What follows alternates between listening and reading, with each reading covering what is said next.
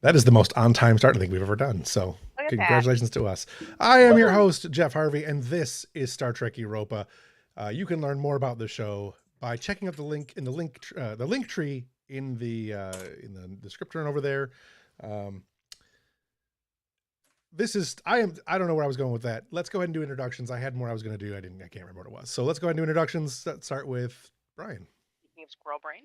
I know. My name is Brian. I'm playing Yezabeth Page, in addition to a couple other characters. You can find me, keep littering like a fucking asshole and I'll come find you. I love it. This is the explicit episode. Get this man a uniform. Ev, go ahead. I am Evelyn. I'm playing Dr. Desavi Onayet, as well as Fiona Mills, security officer, and something O'Connor. Rebecca O'Connor. Your character. I'm right.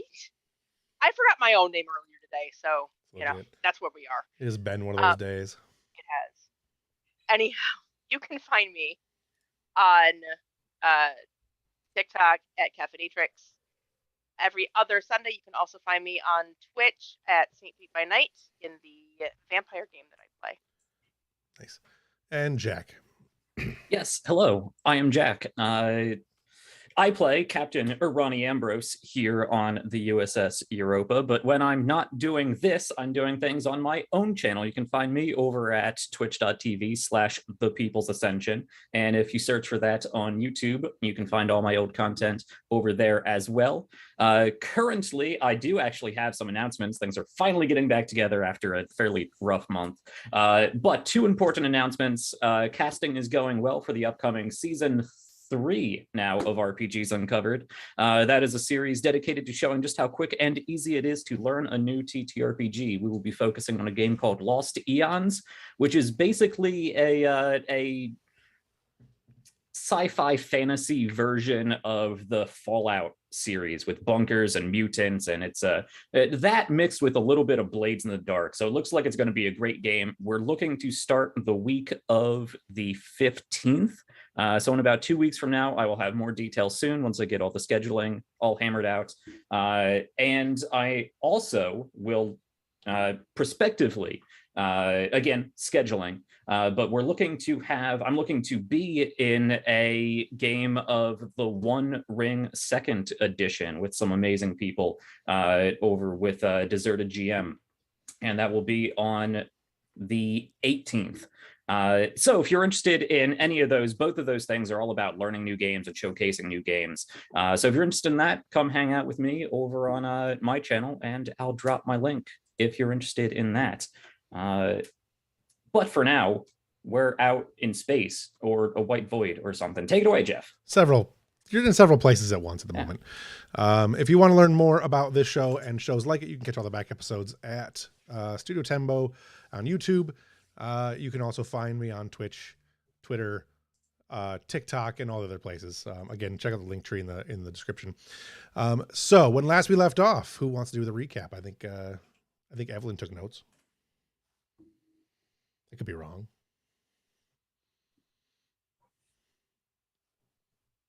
Did I lose track, Evelyn? What's going on? We can't hear you. I forgot to unmute. There you go. Let's start over from that. Okay. All right. Take 2. Take 2. All right. So we started out on Berry Bush with O'Connor, Koba, and Beren getting some samples of their grains and talking about their farming cycles and all that jazz. And one of the soldiers came stomping up, was all super angsty pants, and was in our guard's face, trying desperately to goad probably Koba into a fight, because really Beren and O'Connor weren't looking to fight anybody. And did not succeed. We got out of there. There was a discussion about whether or not we should establish an outpost. It was determined we're not at that point yet.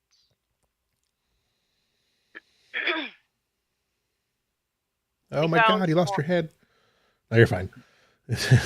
Green screens. We found. Yeah, I just want it right off. Right off. We found some more anomalies near the maelstrom. Very volatile. Lots of neutrinos and chronotons. Because you got to have neutrinos and not chronotons. Why not? You know. Right? Because they indicated there was a presence of a wormhole at some point. We were getting lots of duranium, large asteroids but no planetoids. The maelstrom seems to have been. I'm getting my information's mixed up. I think we determined or highly suspect the maelstrom was artificially created in some fashion, not consistent with the nebula seen in the air in this area of space.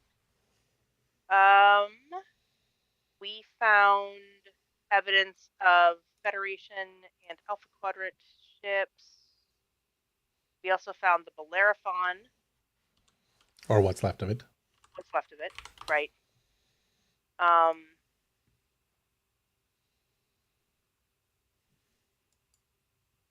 Savi talked to Foxwell and the SSH about working out a compromise to get access to the SSH's new codes.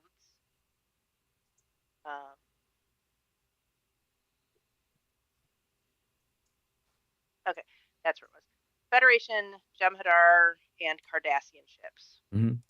An old Cardassian ship, like 60, 70 years back. Mm-hmm. Yeah, like 50 years prior to the occupation of Bajor.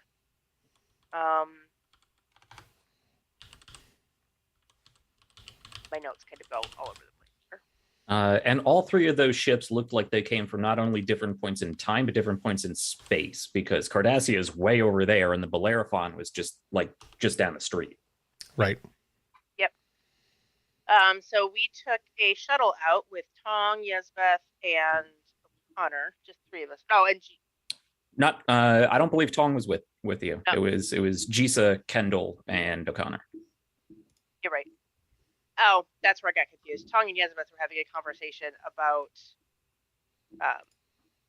Tong being uncomfortable because of the Hage thing. Right. Yeah, they were working. They were what's the word? Is not consecutively. At the same time, as the shuttle was going out, they were concurrently doing a whole general scan of the nebula from a sort of outside view. Right. That was a fun conversation. Tong very very uncomfortable with the new Yezbeth Hage. Right. Okay. Anything else?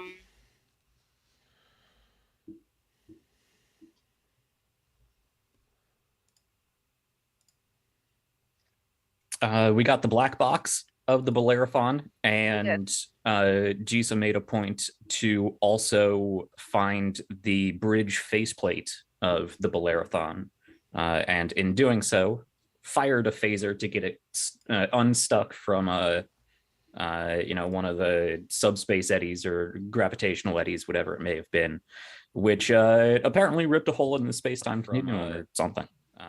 One of the the other piece that I was trying to make heads or tails of was we had confirmed that this maelstrom was unnaturally created around the time that Holoruun was abandoned. And there's probably some sort of massive, extremely powerful terraforming device, much larger than any planet in the area. Or what is left of one, because we found a lot of, I believe we found a lot of similar degrading energy sources and metallic elements similar to Holoruun. Yep. Correct. All right. And then the shuttlecraft fired its phasers. Yeah, you did retrieve the Bellerophon's dedication plaque, and then were transported. An anomaly appeared as you were doing that, and you were pulled into it, where you were left in a white void. Correct? That sound right to everybody? Yep, sir. All right. So from there, the white void appears. The ship is shaking. There is nothing visible outside. Sensors are showing absolutely nothing. After a few seconds, you pop out of the anomaly on the other end. It looks like, again, it looks similar to a wormhole opening. And as you are spit out, the ship has very little attitude control. Again, sensors are down. You find yourself hurtling towards a large planet that has very little to no vegetation on it. You are hurtling out of control. Go ahead and have Jisa give me a piloting roll. Difficulty is going to be 3. I'm going to use the last 2 threat from the last session because we're going to reset this during the break to increase your threat range by 2. Go ahead and make that roll. Okay. So difficulty 2. 18, 19, 20. Difficult complication range 3 then. Yes. And difficulty just 2. So difficulty 2. Okay. Okay, we are jumping right into it, and not in the fashion that I expected, which is fun. Okay. Coming out of a problematic descent sounds like something that I could use my fighter craft piloting focus in, right? Sure. Coming out of nosedives, coming out of taking fire. All right. Yeah, we just got spat out of a wormhole, so that sounds like daring con to me. Sure. So Connor, Jisa, and Yesbeth in this, right? Is it Connor? It's Jisa or Connor and Kendall. Kendall? Thank you. Yep. I swear I wrote it down somewhere. Apparently, I did not. Yesbeth and Tong were daughter. doing something aboard the Europa. Right. I just really want Yesbeth to be in this game. You get Kendall. The Diet Coke. You gotta bring the new kid to this weird space void. We have 1 point of momentum. You have 1 point of momentum. This will be reset. I'm resetting everything at the end of the session anyway, so you would lose it. So we'll use it now. Okay, I'm taking it. And go. 2 successes. 2 hits. All right. Just in time, you managed to pull up. There was nothing that was complication there. Okay, good. You managed to, just as you're hitting the atmosphere, you managed to pull the Type 9 shuttlecraft into a decent enough descent that you're not going to crash into the planet and end that whole storyline. You managed to bring the shuttle in on a decent enough landing. It crashes into a nearby, just base of the mountain, base of a mountain range, nearest to what you could determine would be a decent enough spot to land the thing where there might be shelter and whatnot, making the assumptions that you were going to be stuck here for a while. You did a lot of quick calculations and managed to crash it without destroying it entirely. You've managed to get it down. Everyone is kind of shaken up pretty bad. And the sun is beginning to set on the horizon. You guys have a couple seconds if you want to do any role playing from the crash. These things, they handle like an old ice cutter, but they crash a lot better than Peregrines. Everyone okay? Kendall will pop her head up over the console. The turbulent crash knocked her out of her chair. And she goes, I think so. Smacked my head in the console on the way down. Oh. Let me get the med kit. My mom showed me a few tricks. All right, take a look at her. I'm going to figure out where we are. All right. Give me one more quick roll for determining where your location might be. This will be probably something in science. Okay. Difficulty will be 0. This is going to get you some momentum for the next session. For the next Cool. session. Good, because Jisa doing science isn't the best thing she could be doing, but Right. The ship's already crashed, so the major extension of her being is kind of taken out of the picture. Okay.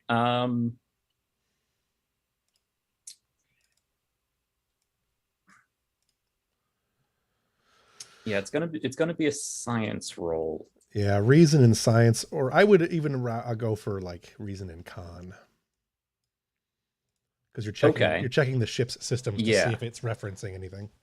Con would be a lot better. All right, we'll go reason and con. Okay. Definitely no focus here.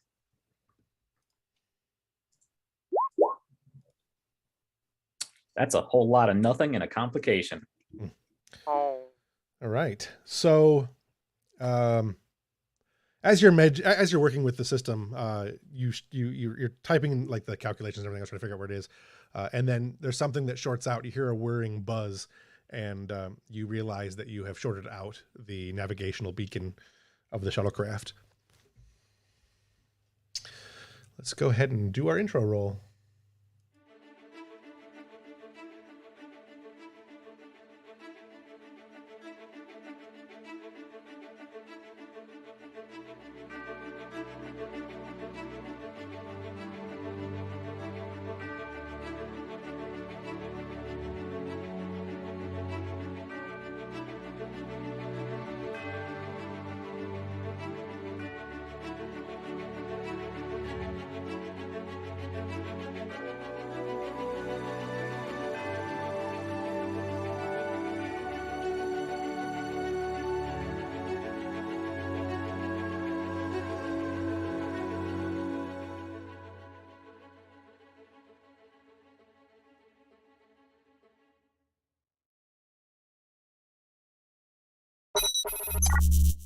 Oh, baby ship.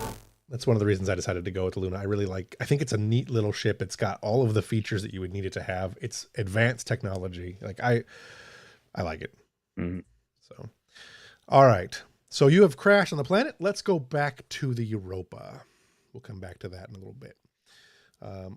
Aboard Europa. Can we say in normal Star Trek fashion that when Jisa overloaded, whatever console this was, it also blasted back and like damaged one of her antenna? Sure. Yeah. I'm gonna willingly take that complication on top of whatever you want to do, because Andorians with antenna problems are always great. Yeah, sure. I'm for it.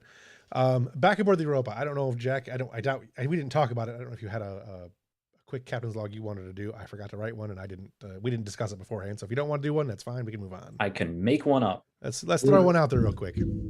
Some kind of supplemental, because we don't know what the actual start date is at the moment. Right. Yeah. It's kind of a continuation. Okay.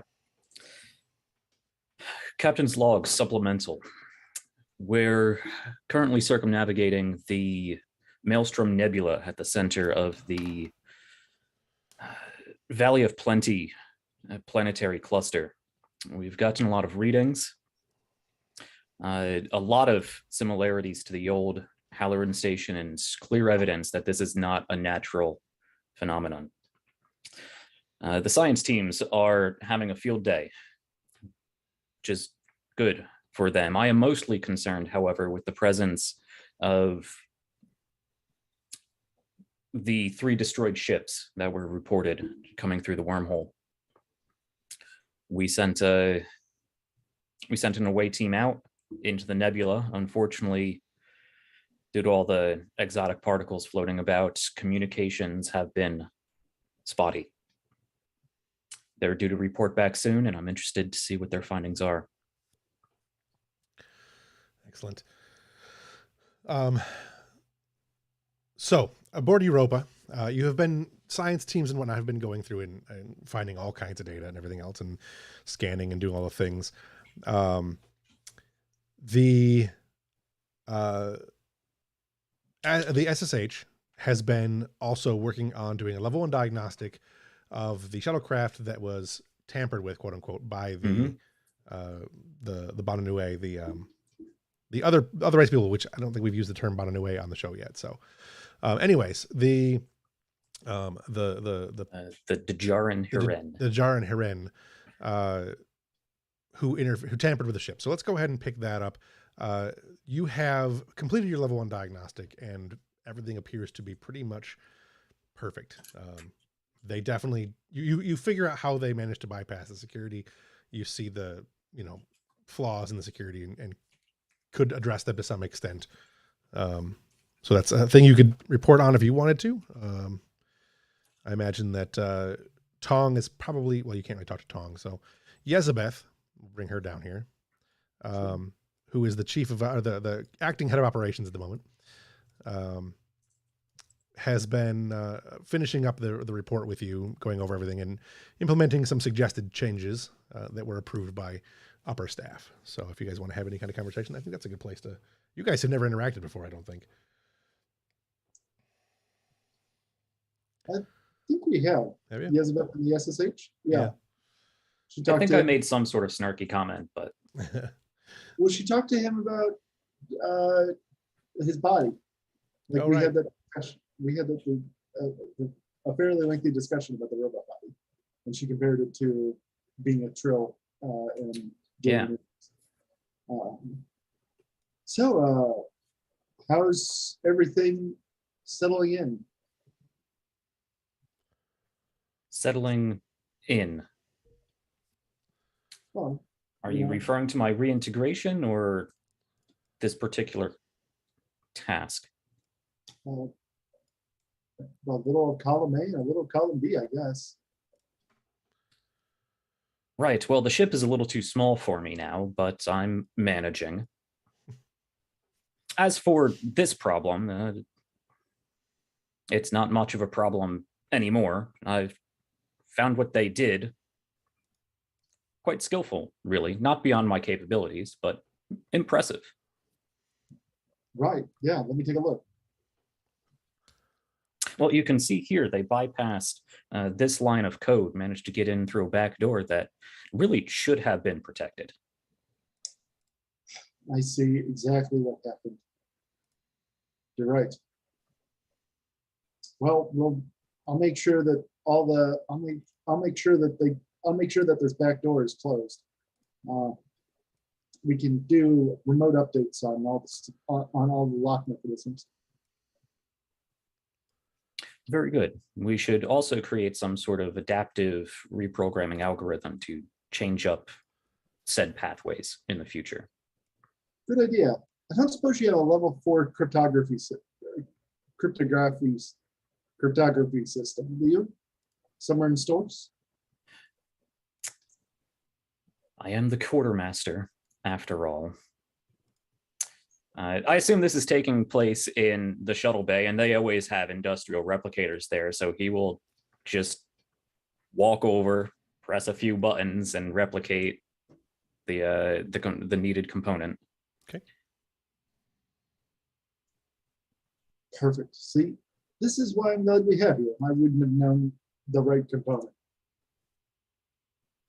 Well, we do have an extensive catalog of, well, pretty much any technology that we can create on board. Well, we still I can can't- understand how you organics can't memorize such a catalog, though. Right. Yeah, I imagine part of your programming is that you have all that integrated right into your brain. Yes. If you would call the haphazard collection of poorly managed and allocated bioneural gel packs on the ship a brain. Well, I think that's pretty cool. Okay, that's a good place to stop. Going back to the bridge, where it would be Desavi, the captain, and I'm guessing at least Silva, since she's the pilot. Sure. You've noted for some time that the shuttlecraft is well overdue for its follow-up. It's reporting in. I suppose Mills could probably be there too, because why not have Evelyn play all the characters? Everybody.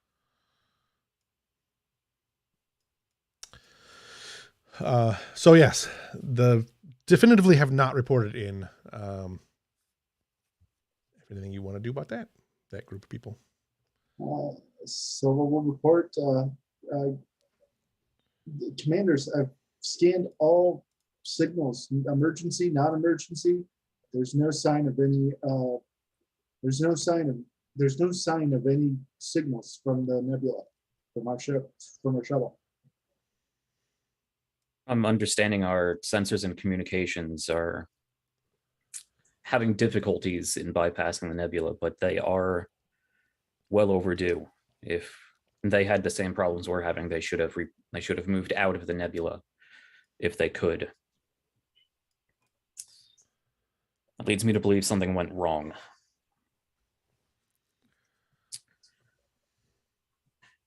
Suggestions: can we take the ship into the nebula and search for them?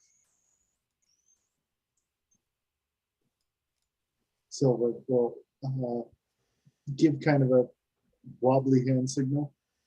I can do it. I can't promise the same thing won't happen to us. Not to mention, sir, Mills, we'll say from back in security, the maelstrom will wreak havoc on our shields and our weapons. Should we run into any trouble in there, we'd be at a severe disadvantage. Better than a shuttlecraft, but True. point taken. I'm hesitant to send yet another shuttlecraft to look for a missing shuttlecraft. Could we shield a Class 4 probe? Maybe send out a few of them, create a line of buoys, boost the signal within the nebula. The daisy chain, Silva says. Right. Yeah, I think the tech gurus can get something like that up operating. Very good. Commander, oversee engineering. Get Tong and Coaster on that.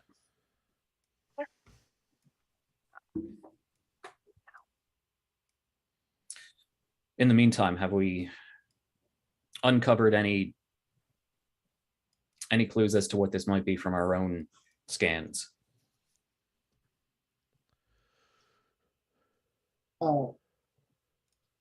Can I do kind of like a roll check as Yezebeth for the scan that she has undoubtedly already done by now, and do Q&A so I can answer those questions? Sure.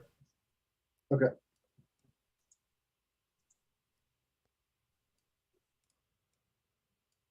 We'll say difficulty 1. Okay. Just due to sensor interference. Yeah, I'll go ahead and give you a threat.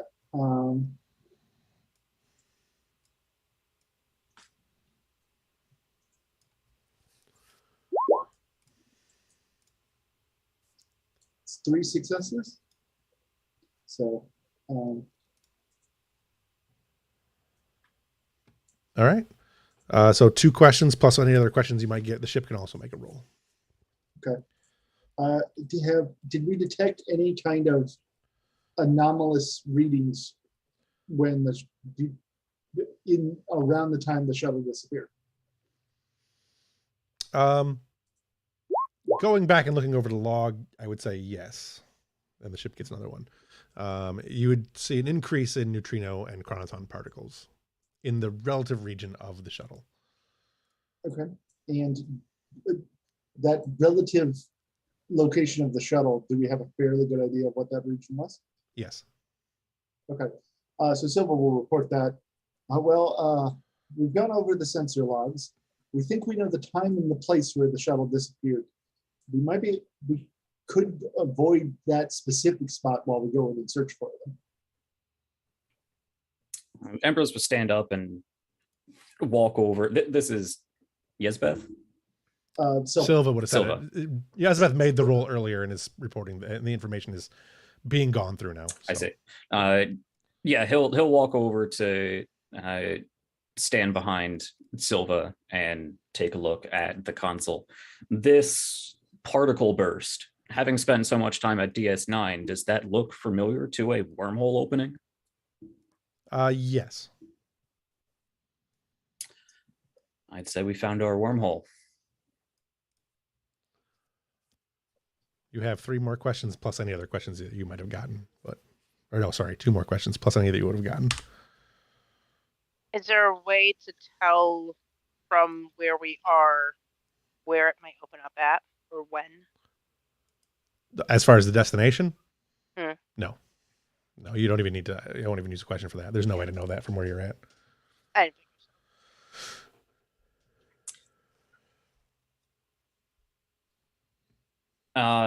so. We as players already know, but I think it's important for characters to ask the question: do we find debris, shuttlecraft debris? There is no debris. Well, there is debris, not to the shuttlecraft. Right. All right, good news and bad news. There's no sign of any debris.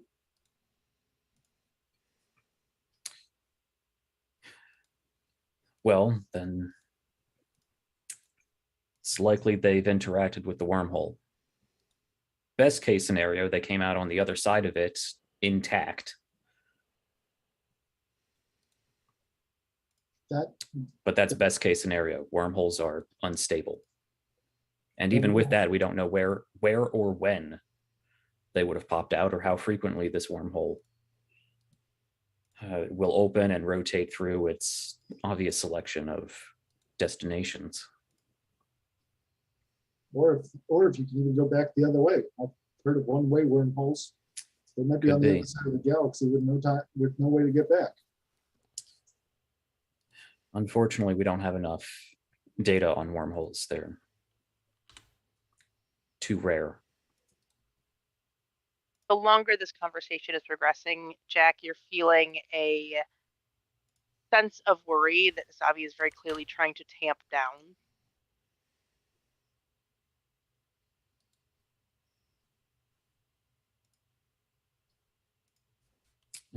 He'll glance over. We're going to do everything we can to find them. Of course. I don't leave people behind. Can we figure out what might have caused this? Wormholes, especially unstable ones, don't usually open on their own unless they're on some sort of rotation.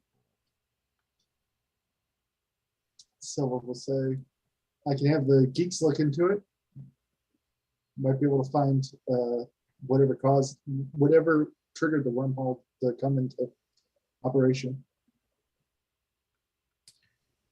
Very good. If we could recreate it, we could at least force the wormhole open. I don't know what we do at that point, but it may be possible to get communications through or send a probe. Depends on how stable the wormhole is.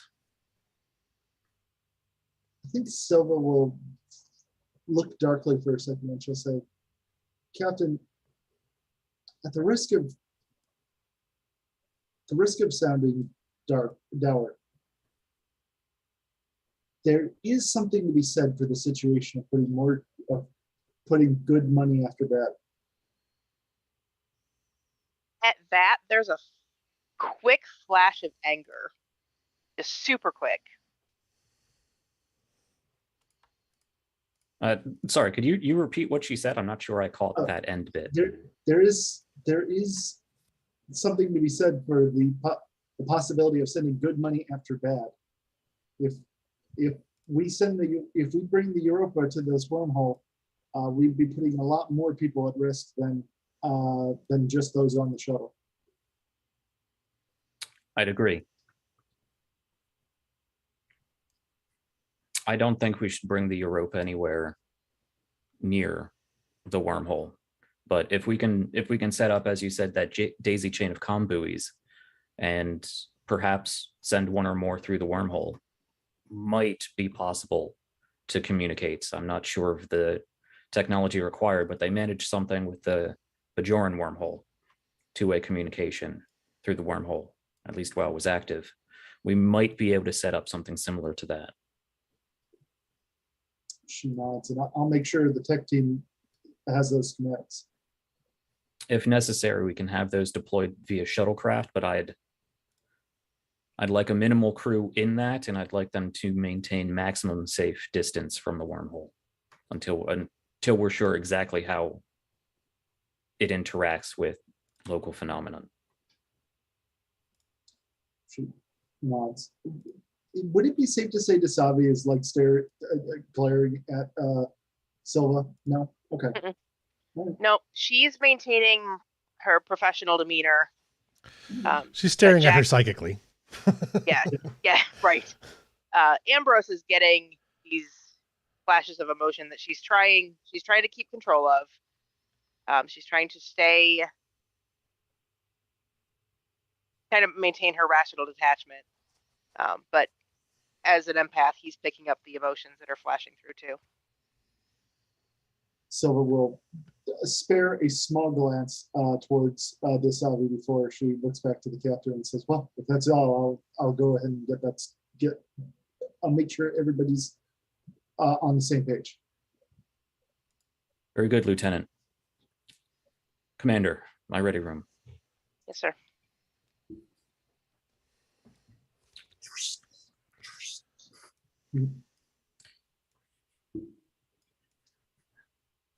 We're going to do everything we can to get that team back. Not just because you have somebody personal on there, but because I don't like leaving people behind. I'm going to do everything I can, and I'm going to insist that everybody on the crew do everything they can, and that includes you. So I need to ask, is this going to be a problem? No. Because I need my XO to oversee multiple departments so we can fix this. I will be able to do my job. Okay, that's good enough for me. Head down to engineering and work with Kostra to coordinate the science team, the engineering teams. We're going to need to fabricate I'd imagine we need to fabricate a lot of new components, get the SSH on that. We're going to have to modify a lot of comm buoys. We're going to have to send a lot of hardware out into a very unstable region. I need everybody working at top efficiency. Sir. Dismissed. That she will head out and down to engineering. And I think Ambrose is just going to turn around and look out the viewport to the nebula. Okay. We cut back to the shuttlecraft. You guys you haven't opened the door yet, but you've managed to, you're starting to patch everybody up. Kendall, you tended to O'Connor real quick, and now you've noted that Jisa has a fairly badly burned one of her antenna. Kendall will take out a roll of gauze and begin wrapping it around the antenna. Jisa is insistent that she is fine. Just quit that. I'm fine. Kendall, just a spark. Kendall gives her a scoff, and she says, I know enough about Andorian. I know enough about Andorian anatomy I know enough about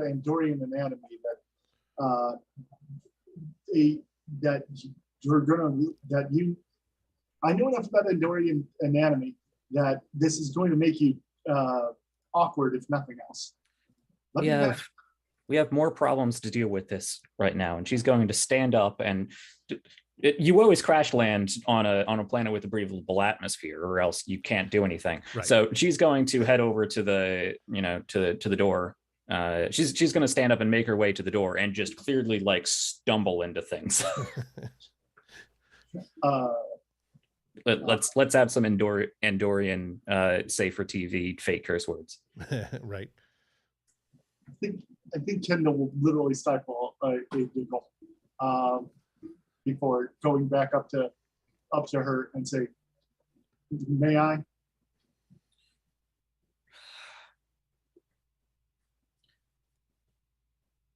Fine, do what you can. These things take a while to heal. So she'll just wrap it in gauze, so that way I'm sure it won't be back up to full. It won't be back up to full health, but at least it'll heal, right? Yeah. That's the hope anyway. Right. Go ahead and give me a medicine check. Sure. I actually put points into medicine for exactly this time. We'll say difficulty is 0. It's a minor injury. Plus, you guys are going to need some momentum. Yeah, I completely flubbed the last one you gave us. Yeah. And when you say I don't give you zero test tasks, you gotten 2. You don't get any from this, you don't get any more. Can I do presence, since I think I'm providing as much bedside manner as I am actual first Yeah, I'll aid? say it's fine. You're mostly trying to, rather than just healing the wound, which is, you're just putting a basic bandage on it. You're just mostly trying to get her back into a reasonable state of, we need you, get working kind of thing. Right. And I've got first aid as a focus, so I assume that applies. Ah, man. Love it. Love it. 0 and a complication. All right. Guys, this is literally the opposite of what we're trying to go for. Oh man, what's a good Kendall is, if nothing else, seeming young and inexperienced. The antenna just falls off. Just snap. You snap the other one off. No, she is not her mother's daughter when it comes to healing. I don't know what's a good complication for that. I guess it's not really. It's less of a complication, more of a suggestion that your bedside manner has actually managed to agitate Jisa a little bit more. You can play that how you want, but I think that's a good complication to add on there, that you've actually gone the other direction, and rather than trying to soothe Jisa, you have made the Andorian mad. Like, get off me! It's Gauls. What is Gauls going to do? I'm fine. I've dealt with this before. Just get out of here. She stands up, hobbles her, like palms her way to the door, opens up and stumbles out of the shuttle. O'Connor, who was trying stacked to with children, get some scans on the planet and the atmosphere and all that, at the angry Andorian, just kind of shrinks and tries to look as small as she can in a corner. The door opens up and Jisa stumbles out. The air is obviously breathable. The planet's actually a vacuum, and we all die because I made assumptions. End of story. I thought about making that joke. You said you weren't sure what to do with this. Yeah. Well, no, I mean, I don't. I do, but I don't. So the planet is much warmer than you would have anticipated, considering everything. It's your basic tricorder scans. The ship is not real helpful because of the damage. It's not unrepairable, but it's damaged enough that for at least a little while it's not going to be of any use to you. But your tricorders give you a basic scan that there is an excessive amount of carbon dioxide in the atmosphere that causes extreme heat. There is not much vegetation on the planet. There are a lot of unusual signals coming that you're having a hard time focusing the tricorder on, just because of the sheer amount of interference and the fact that the ship isn't relaying any data back. So it's the tricorder is on its own doing any kind of scanning, which it's not bad at, but it doesn't have a large computer database to draw from, other than its own. So you're definitely detecting a lot of energy signatures in the atmosphere and in the soil and stuff, but it's going to take you some time to be able to sort anything like that out. You're detecting no obvious life signs at the moment, other than the three of you. You do detect fresh water to the north of where you are, in the base of the mountains. You guys are kind of right at the foothills of a mountainous range. And as far as you can see in any direction other than the mountains behind you, as far as you can see in any direction, is just sort of dried plains. Very little in the way of vegetation. A lot of scrub, as it were. Gotcha. So like desert steppes, kind of. Yeah, it's desert. It's a really more like the mesas or like the Salt Lake areas, but it's not sandy. It's just dried ground with some very light vegetation. Okay. Scrubland. Gotcha. Yeah, scrubland. So, what you guys want to do? I think we're following Jissa, since, or at least Kendall is. It's obvious that Kendall, even though she may be nominally in charge, is not actually in charge. Right. How far away was that water source? Probably about an hour's walk. Okay. And the ship is toast. We're not repairing it. You probably could. Tong or Coaster probably could for sure. You might be able to do it, but it's going to be really hard to do. Like for a group of non-engineers, it would be tough. But yes, it could probably be repaired if necessary. Okay. You said our navigational systems were cut off. I'm assuming that includes our distress beacon. Yes, anything that deals with like location. Just assume that's dead. Like you have no way to scan where your location is, no way to send information as to where your location is, nothing like that. Okay. Location-based mechanical things are all dead now. Is that repairable, or are the components simply burned out? They're simply burned out. You would have to replicate new ones, which you're not going to have the power to do anytime soon. Okay. Yeah, she'll stumble back to the door of the shuttlecraft. The ship may be repairable. I'm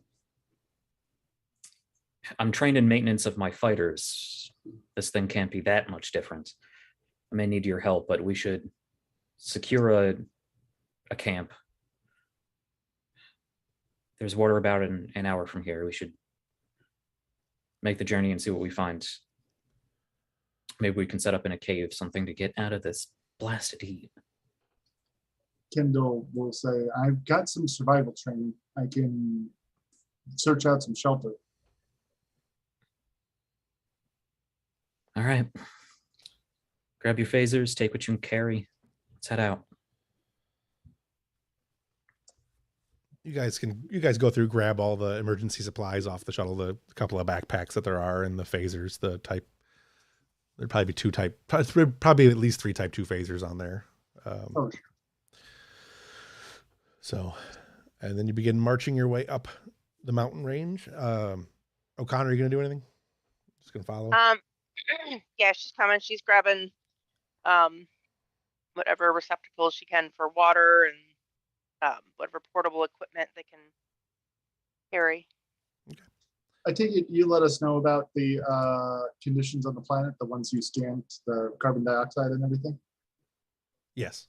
Yeah. Yeah, your tricorder gets that info pretty quick. Okay. Kendall will posit carbon dioxide could mean an industrial civilization. This world might be inhabited.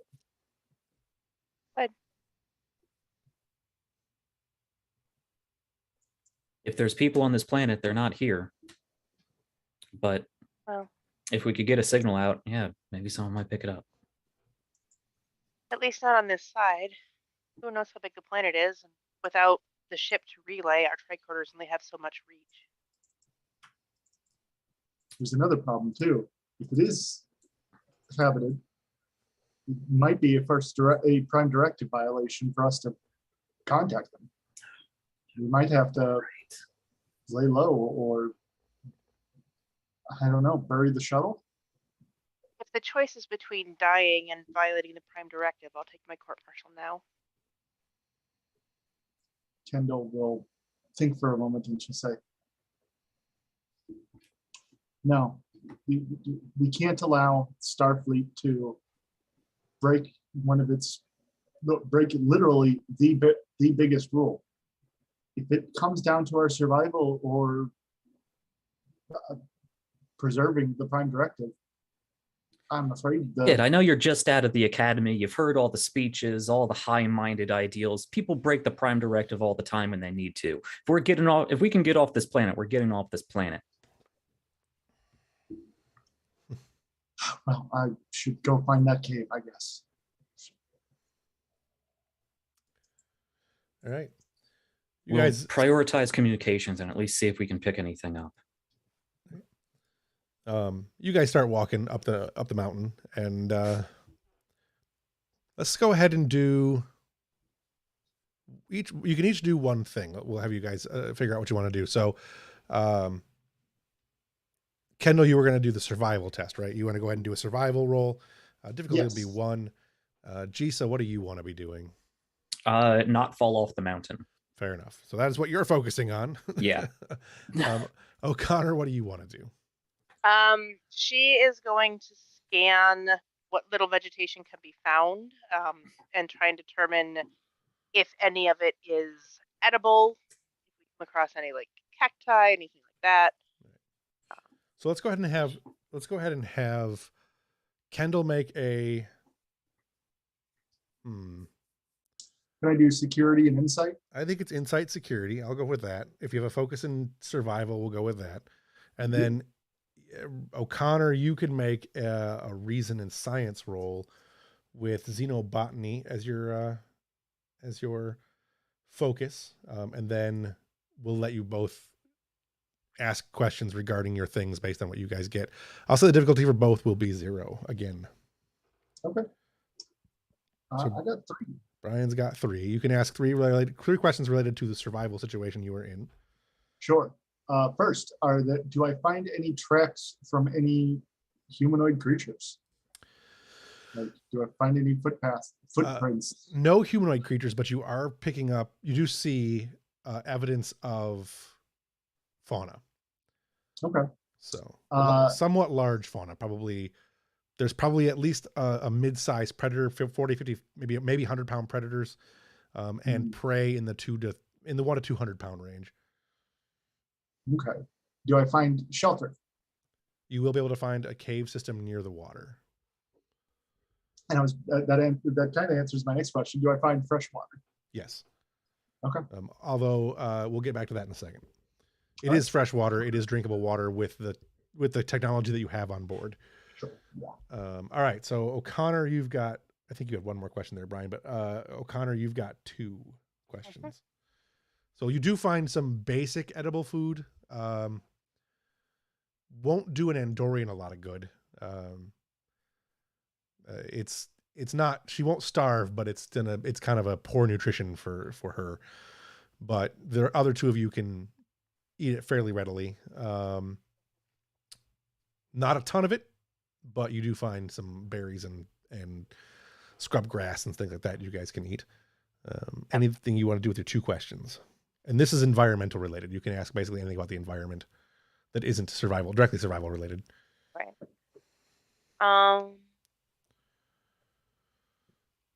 Although some of that could factor in too, because it's still science. Is there anything that we could do to enhance the food to help the Andorian?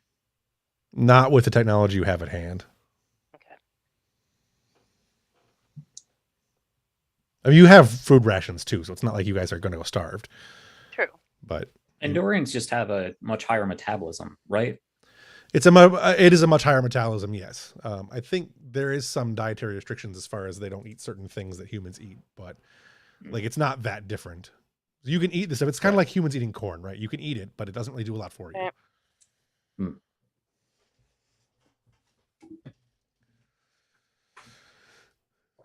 Is there any, I don't know if.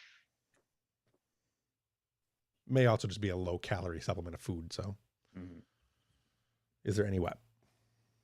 Is there any evidence this land was once farmed and has been damaged by industrialization? There is a great deal of evidence that there is a high concentration of pollutants in the atmosphere and in the soil. Probably not necessarily this area that you're particularly in farmed because you're kind of going into mountain country. But yes, there is enough level of pollutants and things in the atmosphere and in the soil that there is almost certainly some level of industrialization, some excessive level of industrialization in this planet at some point. Is there a way to tell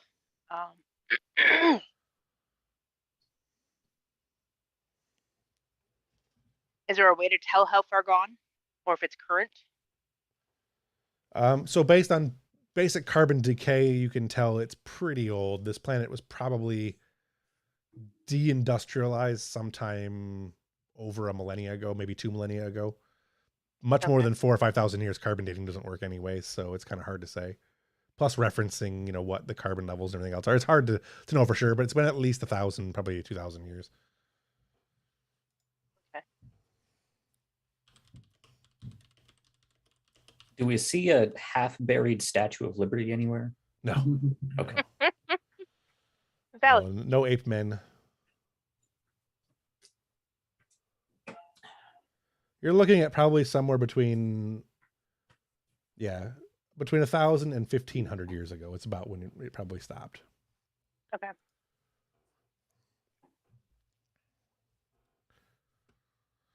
I think that's all your questions, right? Yeah, that's my two. All right, you got one more, Brian, if you wanted to ask one more. No, I'll put that towards the moment. Okay.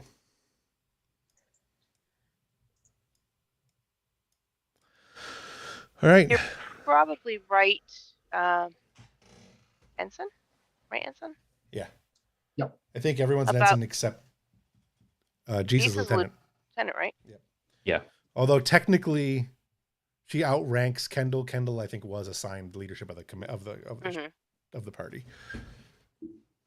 which I find a nice dichotomy of, you know, who's going to boss who around. Yes. But go ahead. It would seem your comment about industrialization is accurate. However, they're probably long gone, for better or for worse, I suppose. Great. We're stuck on a dead planet.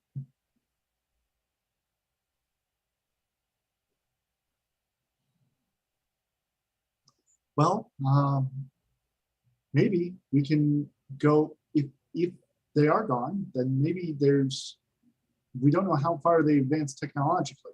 It's possible that their technology was advanced enough that we might be able to find something to fix the shuttle. Maybe, if it's even viable anymore. We're talking at least 1,000 years ago. Who knows how much has decayed since then? It's worth a shot. But At the very least, there's raw materials. Might be helpful if there's any semblance of civilization, current or lost, anywhere near here.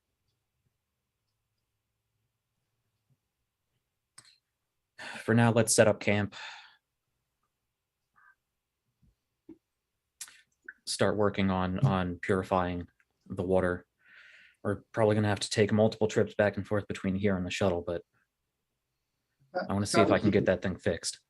I found a cave nearby. We need to be careful that there's some kind of predators in these woods.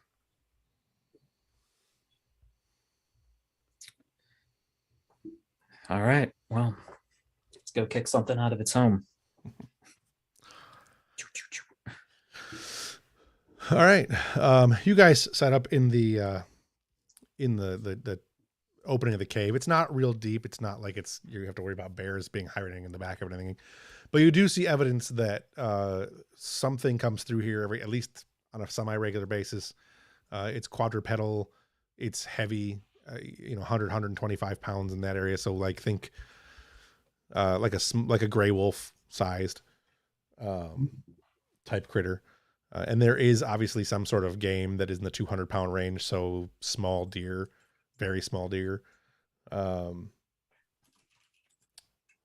that those appear to be the tracks for that appear to be pretty prevalent. So there's probably a few of them, at least a small herd. Things set up pretty easily. You guys managed to get your lights set up and your encampment, your bed and all that stuff set up. You've got your little camp sensors for your perimeter defenses and stuff like that. You're pretty well equipped since this is a shuttlecraft that is designed for this kind of thing, really, for longer range stuff. You know that as the sun is going down, it gets cold fast up here in the mountains. It goes from excessively hot, probably in the 60 degrees Celsius range, to around 0 Celsius. So somewhere between like 60 C is in the 90s, I think, right? 60 Celsius. Yeah, closer to 140. So somewhere between 100 and 120, 130 degrees down to basically freezing in the span of a few hours. It's a vast change. It's a really hard change on everyone's body.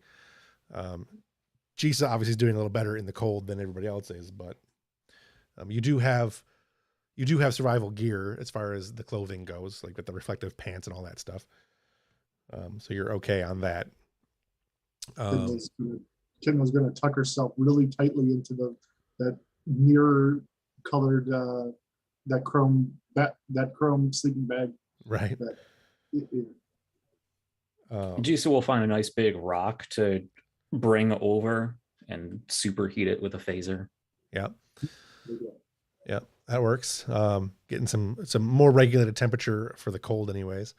Throughout the course of the evening, the first evening that you're out, you do hear, don't see, but hear the cries of some kind of animal. It's probably, it sounds like a cross between like a wolf and a dog, a wolf and a cat kind of thing, sort of that large predatory sounds. And they don't seem all that far away, but they're certainly not close enough to trip all your sensors and stuff. You do also note that your tricorder has slightly better range at night, but not significantly. In order to get a decent range out of your tricorders, you probably have to network them together and do some kind of, minor tweaks to them to get them to have a better range and better efficiency. Which is something. Well, go ahead. Would we be able to get better range at a higher elevation? Yeah, you do get, as you're going higher, you did get a better range. It's not significant, and it's higher in one direction because obviously the mountains are stopping you from getting a whole lot. But as you go higher, you do get better range. Okay, and that's something to keep in mind. All right, we have sensors, but we should set up a rotation for overnight. I don't want to rely on technology in case there's anything weird going on here. And we'll take shifts sleeping. I'll take first. Kendall, I want you second. Your telepathy may come in handy out in the dark. Yeah, about that. I don't want to make a big thing about it, but I don't have to. You're a Betazoid, right? I really don't want to make a thing out of it. All right, fine.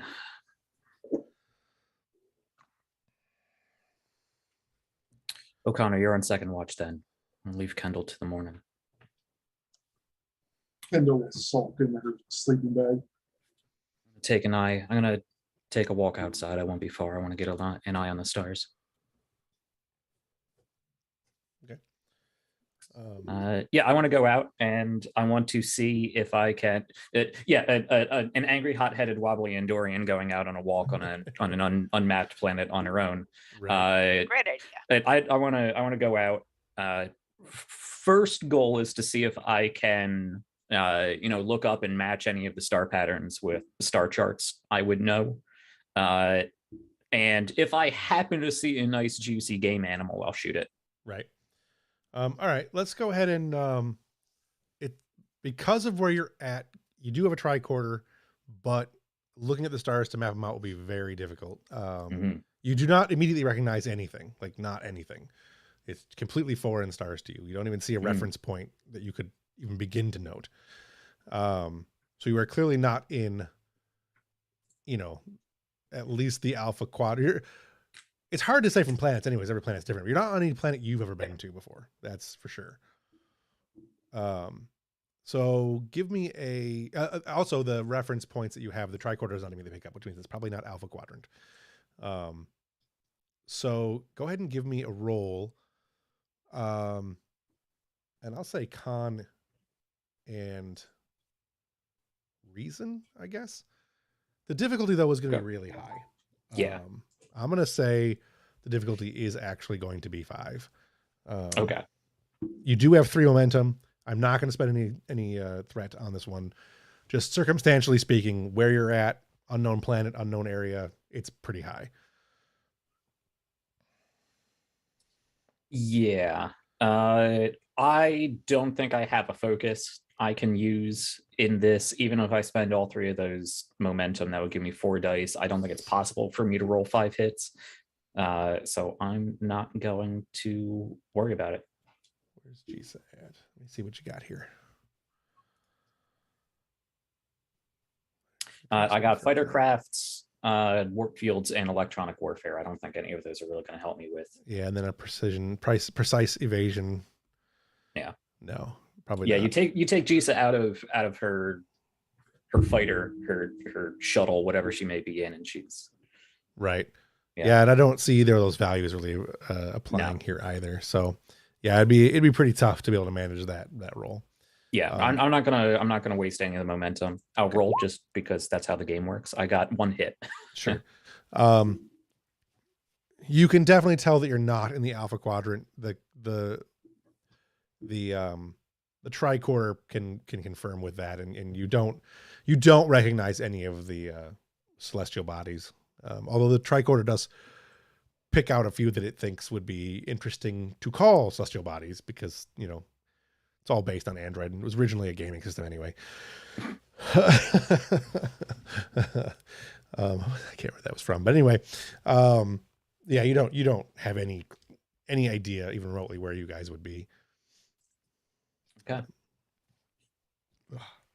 Yeah, you'd need the shuttle to be able to see if it could reference some kind of navigational beacon or buoy. Mm-hmm. But yeah, other than that, you don't.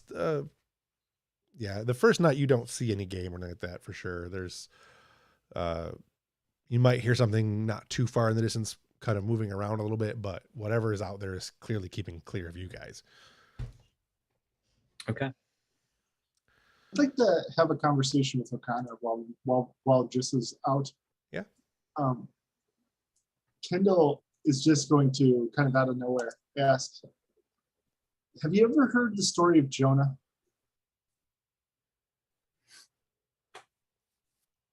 Like the old Earth Bible tale? Yeah. One of my friends back at the academy was an adherent, and he called me a Jonah when I screwed up one of our training missions. You get eaten by a whale? Well, apparently it's old Earth superstition. That's there would be that if a sailor brought bad luck, they would be called a Jonah, and they would bring dire fortune to the ship they're on. I'm beginning to think that he might have been right, but I am a Jonah.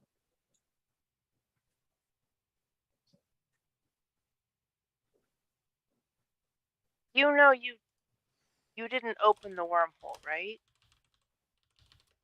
Well, no, I know that, but I don't know. I know that in my head, but I feel like somewhere deep inside me, I feel like I feel like whatever happened was my fault.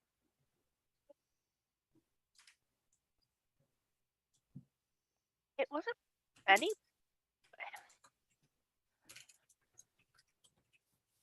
I'm not placing any blame. It wasn't anybody's fault. But if it was anybody's fault, it probably might have been the phaser blast, but that wasn't even her fault either. It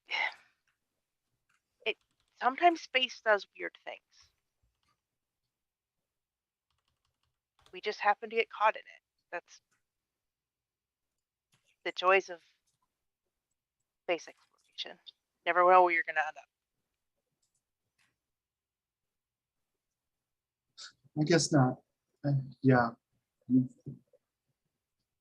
I'm sure you've seen a lot of weird stuff in space. Yeah. That's why we sign up for this, right? Why did you sign up for it?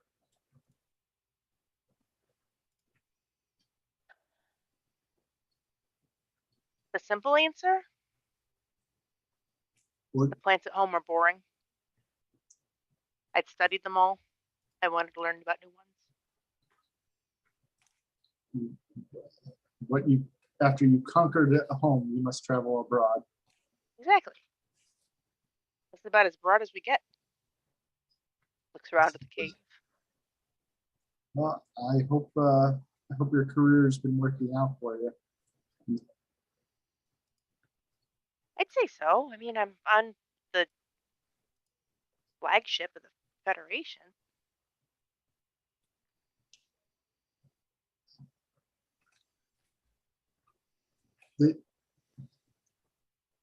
Sometimes I wish I was on any other ship, anywhere in the galaxy. Why? When I signed up for Starfleet, I was not expecting to be posted on the same ship as my mother. Oh. That could be awkward.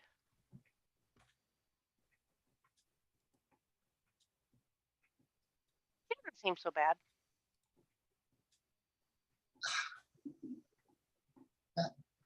Imagine for a moment, you picture your mother. Now picture she held your entire career in her hands and could at any moment just crush it like a grape. My mom wouldn't do that. I don't think yours would either. She doesn't seem very crushy. No, she's not. But we had our bad days when I was growing up, and I don't know. I suppose I'm just waiting for us to have another bad one, or something like this, where she gets so worried that I disappear that she sends me back to sends me back to I can't remember the name of her planet. Beta Z? Beta Z. Yeah, she sends me back to Beta Z with my suitcase packed. I don't think she's that powerful. And she'd have to bypass a lot of people to get you kicked out of Starfleet. I suppose you're right, but I can't see Captain Ambrose sticking his neck out from my side.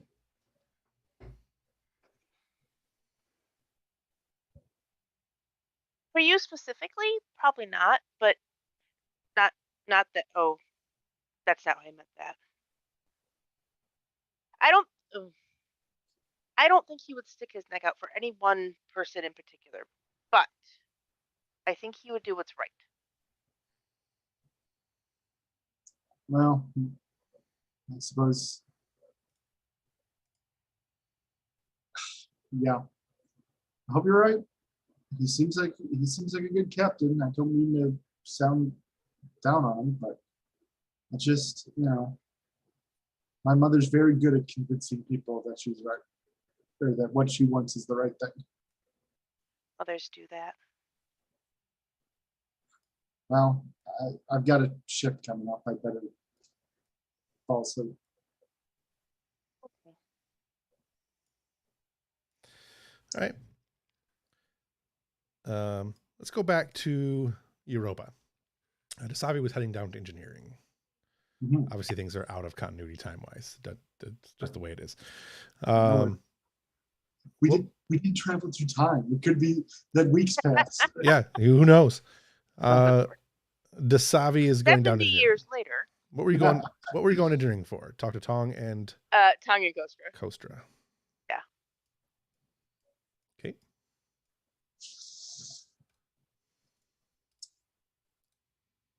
Gentlemen, Commander? the brain is not switching gears as quickly today. What's up, Doc? Lieutenant. Can you see about arranging a series of probes, extra shielding to daisy chain them into the maelstrom? Sure. Why not? I was just telling my pink friend here that we're not busy enough here in this engine room, and that we might as well put more work on our plates. Isn't that right, Tom? Wasn't I just saying that? Yes. I love this kid. All right. Ignore my griping, Commander. I'm glad to give you something to occupy your time. And when you're done, come by the med bay. I think your eyes might need a little checking. He rolls his eyes and pushes up his sleeves. They were already up, but he pushes them up even further. Let's get to work. Coaster's wearing a tank top now. Yeah.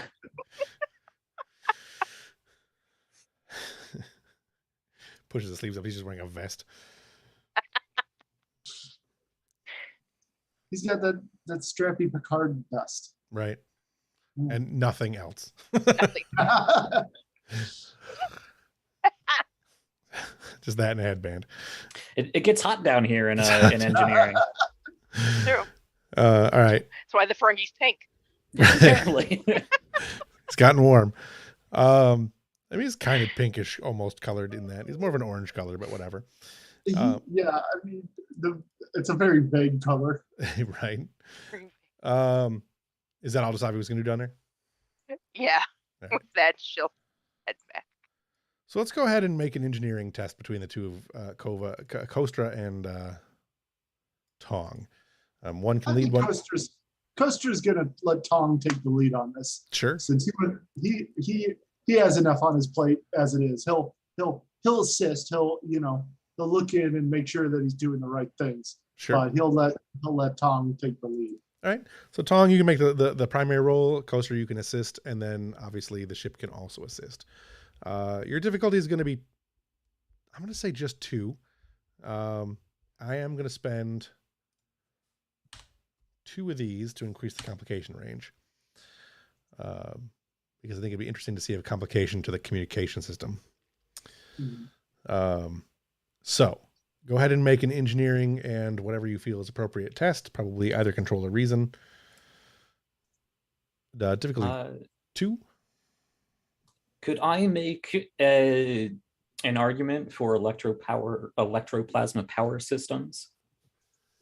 In both boosting the power of probes and shielding said energy source from the exotic particle. Sure. Nonsense. That would give me an excuse for the complication. There you go. If something goes wrong, it'll be Tong's fault. I'll spend one of those momentum for an extra die. You said difficulty 2? Difficulty 2. Yeah, that's good. I'll go with that. Oh no! Wow. I am full of them today. You are fired. I swear, roll 20 If is this so was D&D, swingy. I'd be Yeah. I'd be unstoppable. So 1 and 2 complications. Kostra can go ahead and assist, so can the ship. I'll go ahead and assist. Please do. Kostra is going to try to assist by breaking it.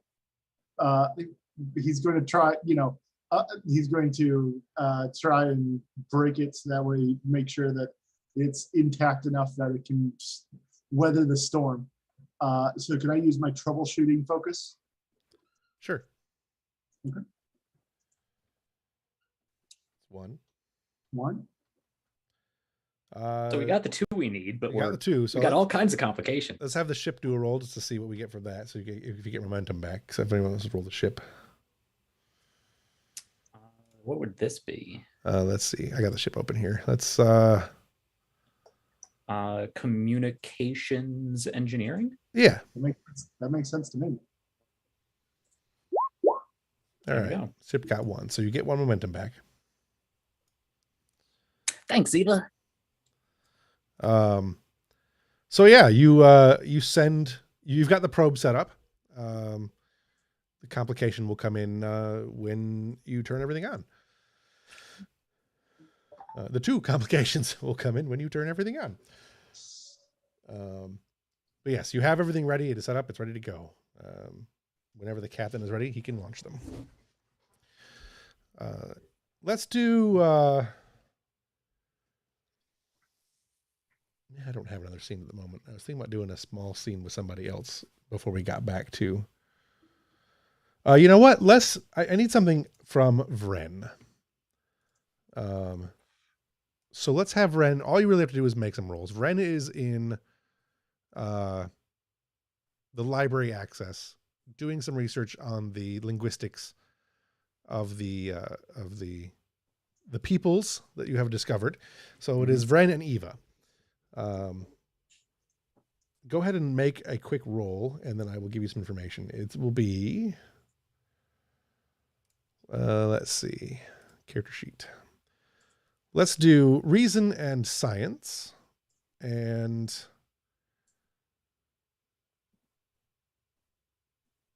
xenoanthropology, I think would apply here for sure. Yeah, study of language, yeah. And you also have studious, which is not relevant to this particular case, but specifically you were looking at linguistics, so.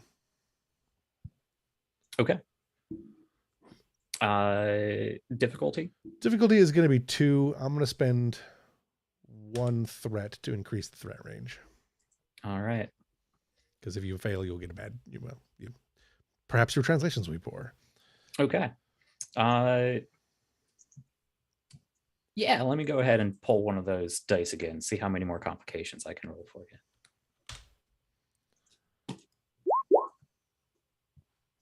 No complications. No complications this time. All right. I guess I'll take those 3 successes then. Right. So the difficulty was 2, so you get 1 extra question you can ask. You begin to note that there is some similarities between this language and is Eva helping with Eva the ship is roll? helping. Yeah, I can roll that. Hang on. Europa. Computers and science.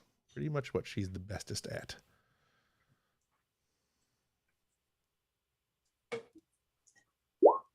And Eva assists. So you have 2 questions. I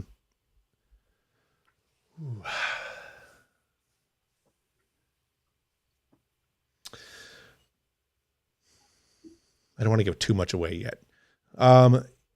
You're beginning to see a lot of similarities between the writing, the symbology that is being used in what the people are using on the planet. You've managed to connect it much more thoroughly with the language that is on Halloran Station. It is there is clearly a separation, but it's the language on Halloran is clearly a root of the rest of it. You're following a hunch. You started looking into other databases that may have similar writing or similar root, as it were. You find that it roots to a lot of the languages that you've already encountered in the Shackleton Expanse, in the Expanse. But clearly this is much closer to the original than almost everybody else's, which you already basically knew that stuff. But you've gotten now to a point where you can do a much, much more precise translation. Any questions you want to ask regarding that? It's going to come up more effectively later, but. Yeah. So language is one of the primary means in which a group of people categorizes their world and what is most important to them and their worldviews and their beliefs and whatnot. I don't know if I have enough vocabulary to get this, but can I get an understanding of how, can I get a general understanding of their civilization based on it, how technologically savvy they are, how religious, how important religion is to them, what their family structure may be like? Yeah, sure. Without too much difficulty, you can figure out that religion in the primary context of religion is less of a, it's less of a practiced teaching and more of a way of life. Their religion, for lack of a better term, is the oneness that they all feel for each other and for the land and for the ships that they have and all of that. Their technological level of their sophistication actually appears to be diminishing over time. Rather than becoming more advanced, they're becoming less advanced. They have the technology that they have, but they're not really innovating new technology. Okay. So it looks like a civilization in technological decline. Yes. Okay. Anything else?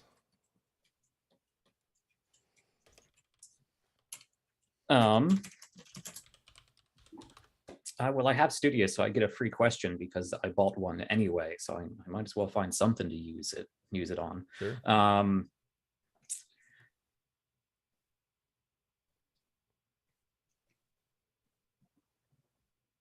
So you said there's similarities between their language, other languages we've encountered in the Expanse, but this is the closest to the original Halloran root. Yes.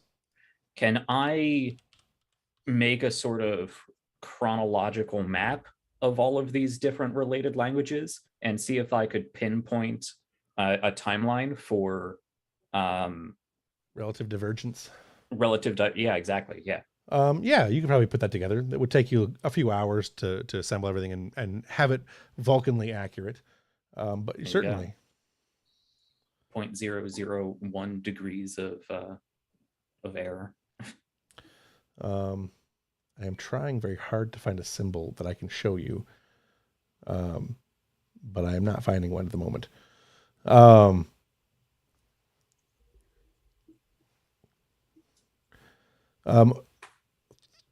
So, okay.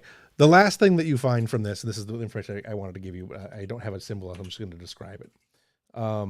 You see repetitively, not only in the Halloran Station symbologies, but primarily in the symbolism and symbology of the people. Repetitive usage of a hand reaching towards something. It's either reaching towards the sky or reaching towards something else. It doesn't matter what it is, but it's always reaching. And that is upward. Is it always upwards? It is always reaching upwards. Yes. Okay. It is you see the symbol often, and it becomes repetitive. And then at a certain point in the timeline that you've created, you see that it kind of stops.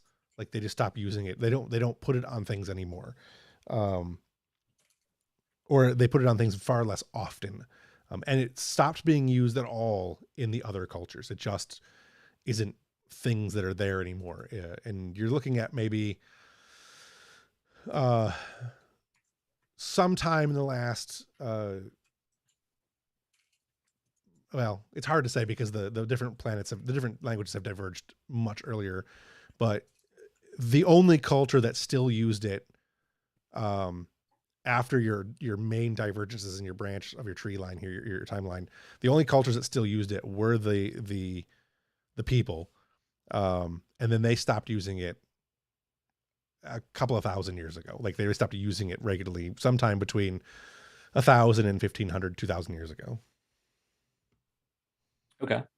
So about 1,500, 2,000 years ago. Okay. Is this I'm forgetting all of my anthropology terms. Is this a language based off of symbols, or does it have an alphabet? Is it iconographic, or does it have an alphabet? It is largely iconographic. It is, as I said before, you guys, it's pictographic. Right, pictographic. Yeah. That is primarily how the language progressed post Halloran Station. Halloran had writing as well, but it was largely pictographic as well. Okay. Could I look at, because over the course of 2,000 years, that symbol, whether it's in use or falling out of use or whatnot, is going to drift a little bit. Sure. I mean, if we look at how S's were written now as compared to 200 years ago when they looked like F's, right. There you go. Could I look at how that symbol changed over time and compare it to other similar symbols to see if I can get at least some sort of vague understanding of what its original meaning was? Sure. You'll note that over time it definitely became a sharper, more precise type of drawing.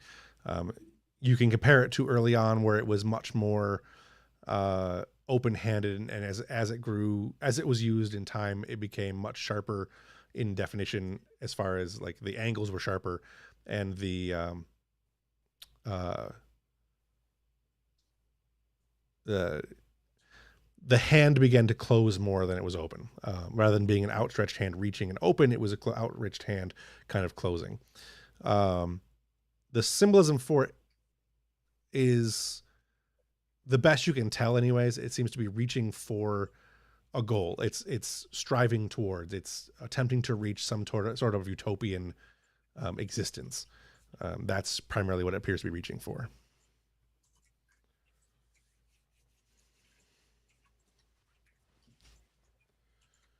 Okay.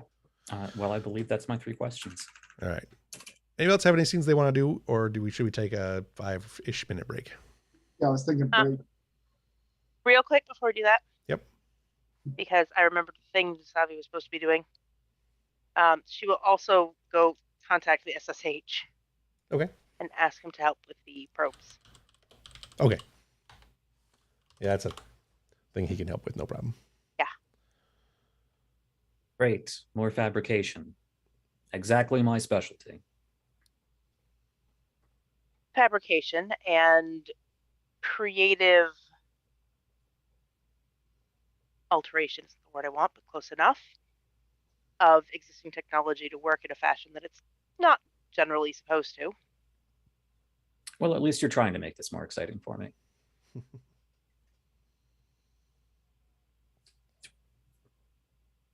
right. Let's go ahead and take 10-ish minutes or so, since that's how long the break is, I think.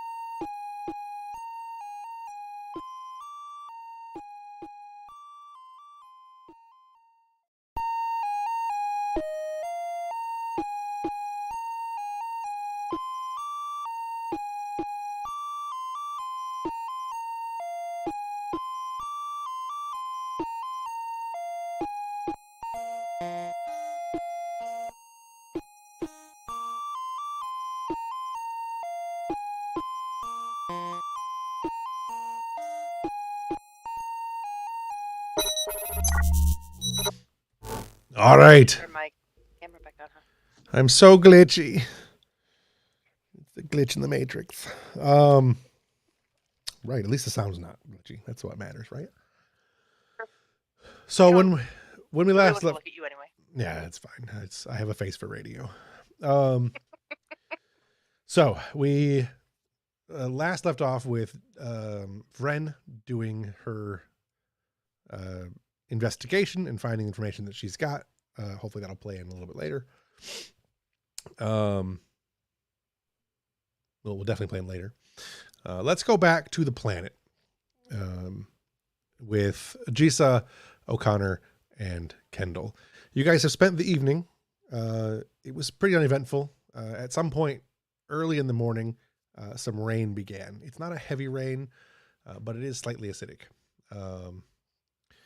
So it's damaging to electronics and things like that. It's not too big a deal for the suits you guys have. You guys personally aren't going to be harmed, but anything that's electronic that's out in it has to stay limited contact with the rain itself. What about the shuttle? The shuttle should be okay because its hull is duranium. As long as the shuttle is closed, it should be okay. Mm-hmm. Long I term, left the door open. yeah, It's one of those complications I'm always rolling. right.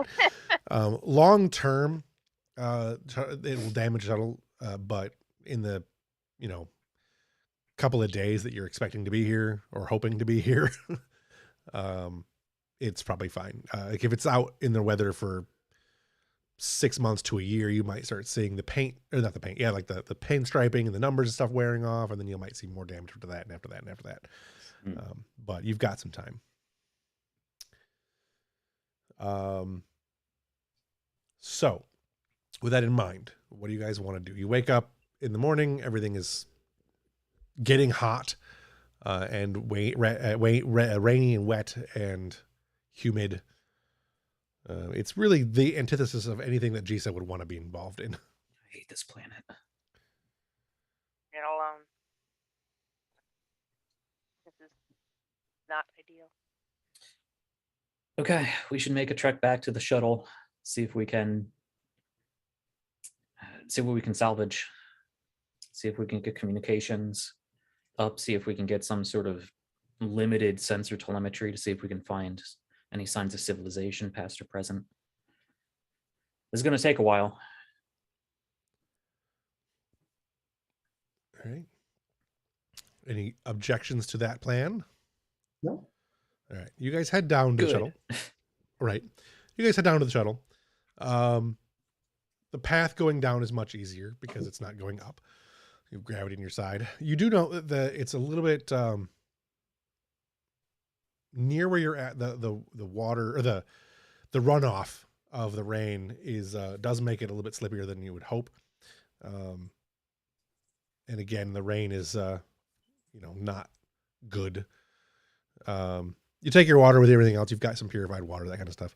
You get back to shuttlecraft, and it is obviously still there. Nice. I don't know what that was about, but I was seeing if I was falling off the mountain. oh, Down is a lot easier than up when gravity is helpful going down when you're not bumbling all over the place. Right. You can't walk straight. I heard a communicator chirp. I assume that was somebody's text message. That was my phone. Sorry. Gotcha. Who's got their phone on the set? So you guys get down to the shuttle. It is still there, obviously intact. Doesn't look like anything's really happened to it. You do note that there are a number of footprints around it that are animal. It matches the same as that predatory gate that you saw earlier.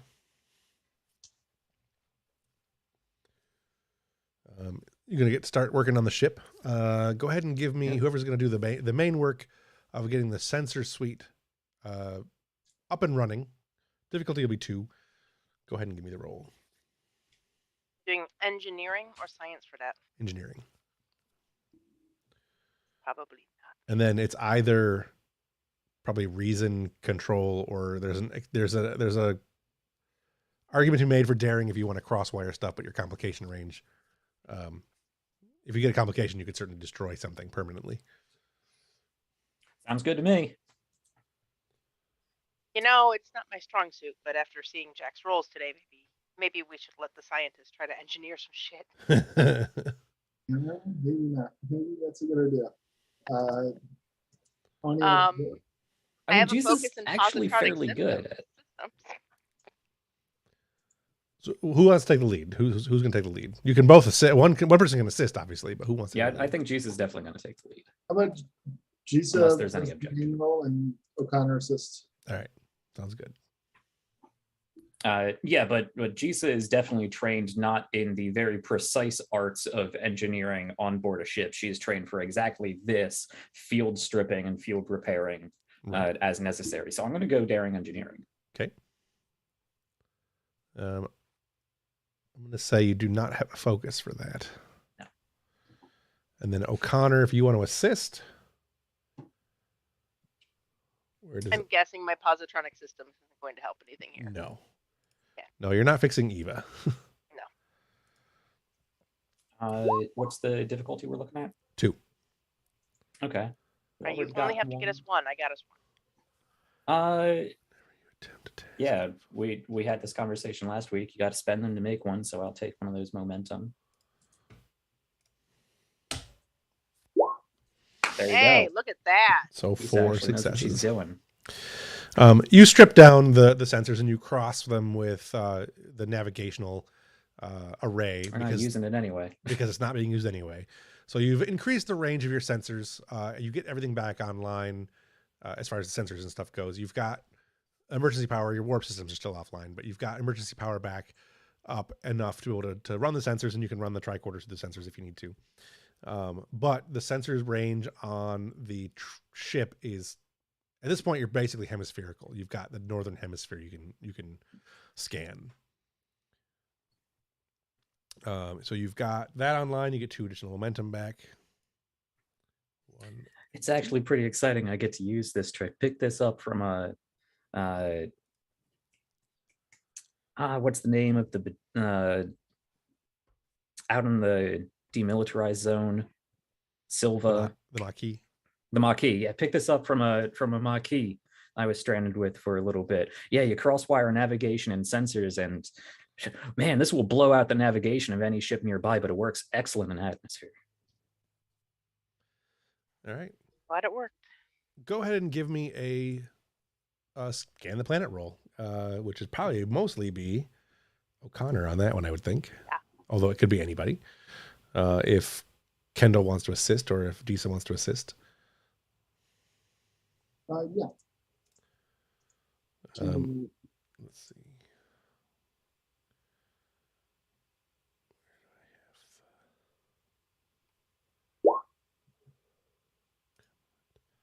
Who? Type 9 shuttlecraft, which has stats now. And it will assist with sensors and science, of which it has not a great. It's 1 though, so you have 3. Difficulty was 0. So you have 3 successes. You do not detect any large life forms that it would nothing indicating the existence of like mass congregations of humanity or any kind of like alien civilization, other than you do find several spots in the northern hemisphere where there are, for lack of a better term, ruins, skeletal cities. Okay. There's also a number of spots on the planet that are huge depressions in the in the ground where you would expect large cities to be. Oh. They were destroyed or something, but they're not there now. The nearest one is, if you can get the shuttle up and running, you can get to it, pretty quick. If you can't get the shuttle going and you walk, it's probably a few days walk.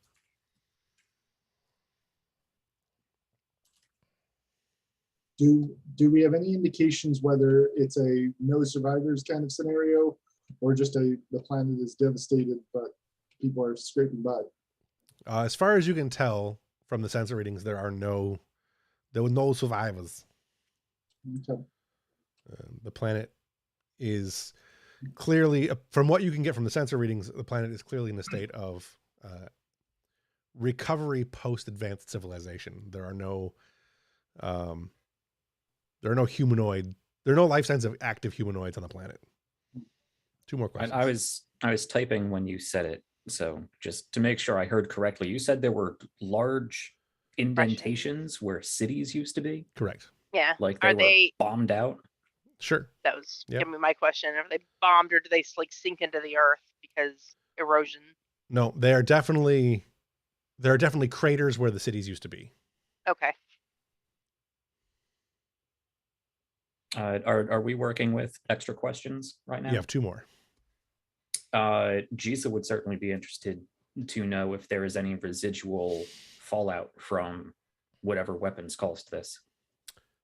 There is not any. There's no kind of radioactive decay in the atmosphere that is abnormal to an industrialized civilization. It does not appear to be a nuclear disaster. With as far gone as humanity has been here, would there be much evidence of that still? Yes. Yeah, Okay. that's part of the same question. Like the radiation, the fallout radiation would last for a really long time if it was a global nuclear holocaust. Okay. So you have one more question.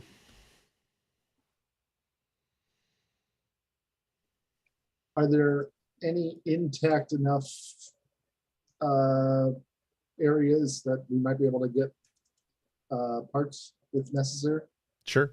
Yeah, there's a couple of like skeletal remains of large cities. You're detecting a lot of silicate and some precious metals. So you could probably use it to create things if you needed to. Not that it really matters if you get the replicator working, you can do anything with almost anything. But yes, there is definitely outposts of civilization left, even though there's no one living in them.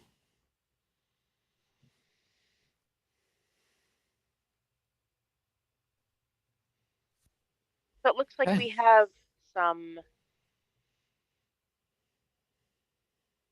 bombed out mass devastation up this way and ruins this way. We might be able to get supplies we need over here.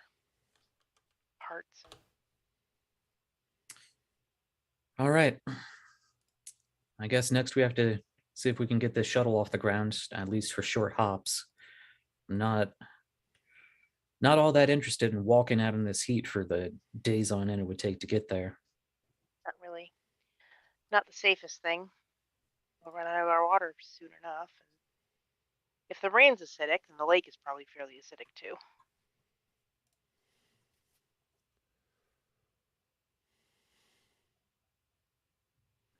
All right.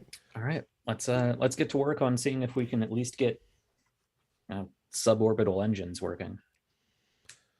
Sure. Give me one more roll on the engineering there. Anybody that wants. Actually, this could be something that all three of you could assist on.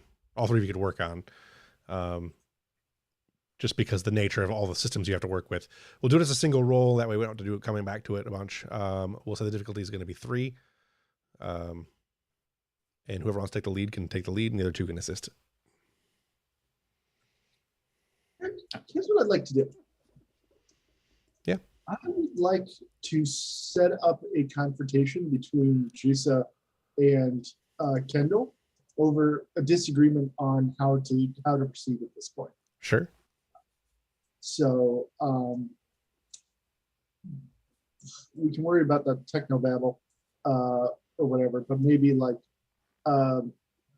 Kendall thinks that we can restoring the communications might be a priority, and just thinks that restoring the engines might be a priority, and we can disagree on that and see where the chips land there.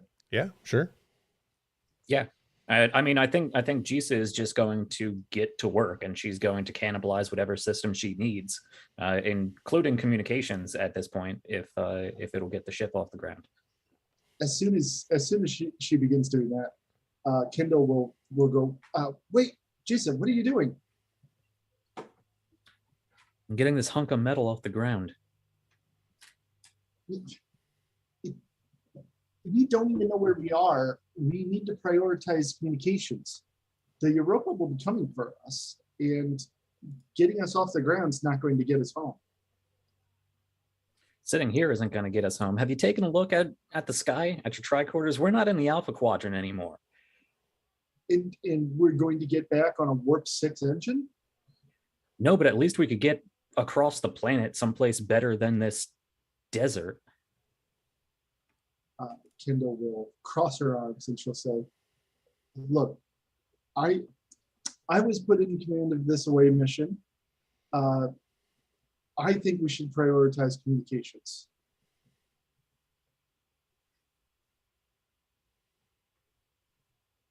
You were given a novelty command of a simple joyride. You're barely out of your cadethood. Your command fell out of the sky when the shuttle did. I'm not entrusting the safety of our crew to some kid. Out of my way. I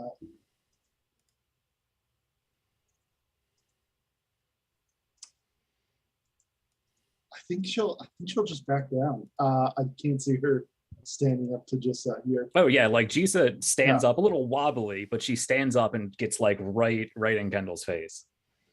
Yeah, so get out of my way. Kendall will say, this is going in your report.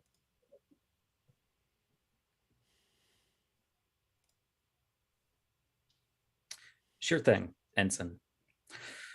O'Connor, get over here and make sure I don't muck up these communications too much. I want to be able to put everything back the way it needs to be. Sure. She'll meekly make her way over. Kendall will step away, keeping her arms crossed, and try to figure out some way she can be helpful. Okay. So Jisa steps out of the ship and is going outside to work on something out there. If you guys want to have a private conversation, sans her, but if not, either way, let's go ahead and make a quick roll with Jisa taking the lead and Kendall and O'Connor secondary.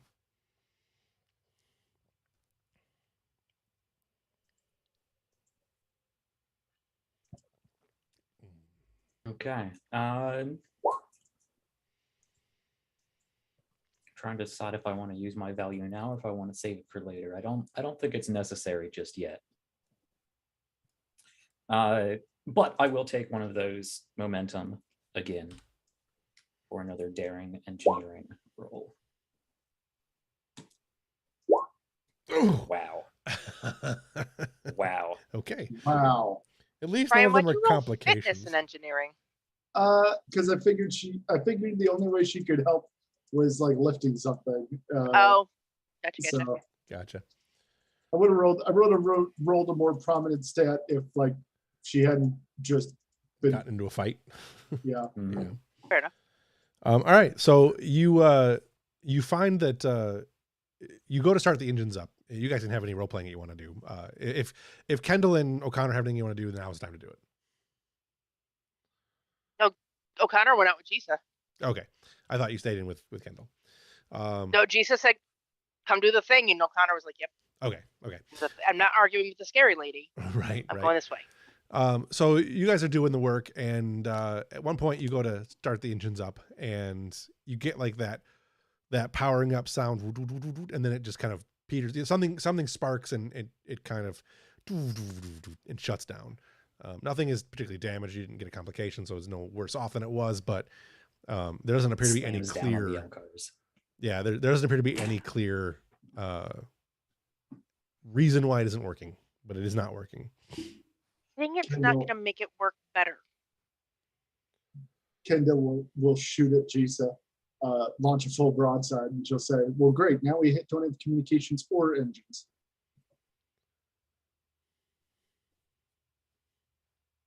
Just said we're not going anywhere. We got plenty of time to work on this. I'll figure it out. Okay. I think now's a great time to cut away, actually. What's that? I think now's a great time to cut away from this group. Yeah, I was going to. Before that, though, I want to know if you guys are going to keep working on that or if you're going to plan on walking to the next facility. If you're going to keep working, that's fine. I just want to know what you guys are doing so I know what to come back to. I think Jisa would like to keep working on it. Yeah. Okay.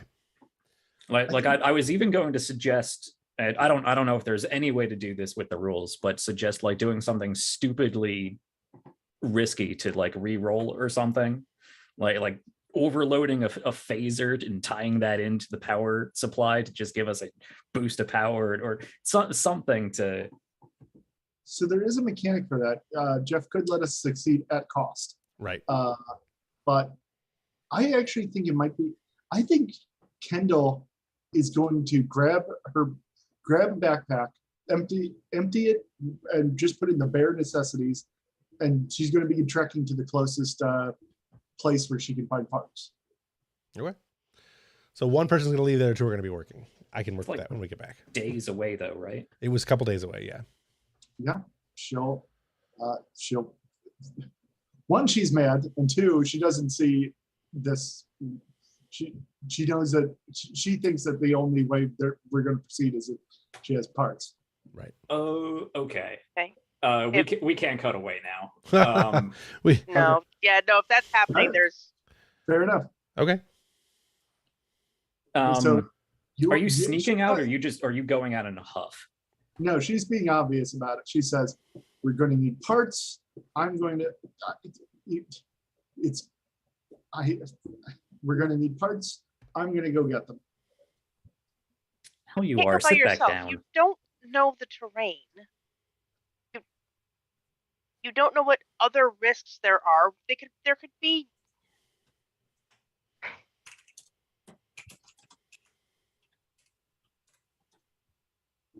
Going out by yourself is stupid. It's 50 degrees out there in shrubland. You wouldn't make it 2 days. And it's longer than that. Sit down. You act. Look, I'm trained in survival. I've trained in survival situations. I can get there and back in a few days. And if I Yeah, don't what get does all that academy training tell you about going out alone? We stick together. There's obvious predators around here. If you run out of food, what are you going to eat? You don't know what's poisonous, what isn't. She says, "That's what a tricorder's for. I'll be fine. But- If you get the shuttle working without me, you can pick me up."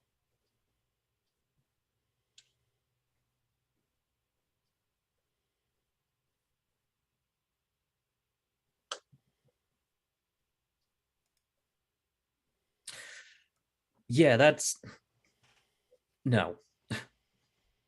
You're not wandering off on some uncharted planet on your own. We'll make that call when we need to make that call. We're not beyond reason right now. We have a source of water, we have a cave, there's food enough for a couple days. If we can't figure this out the next couple days, we'll make the journey. You're getting in over your head.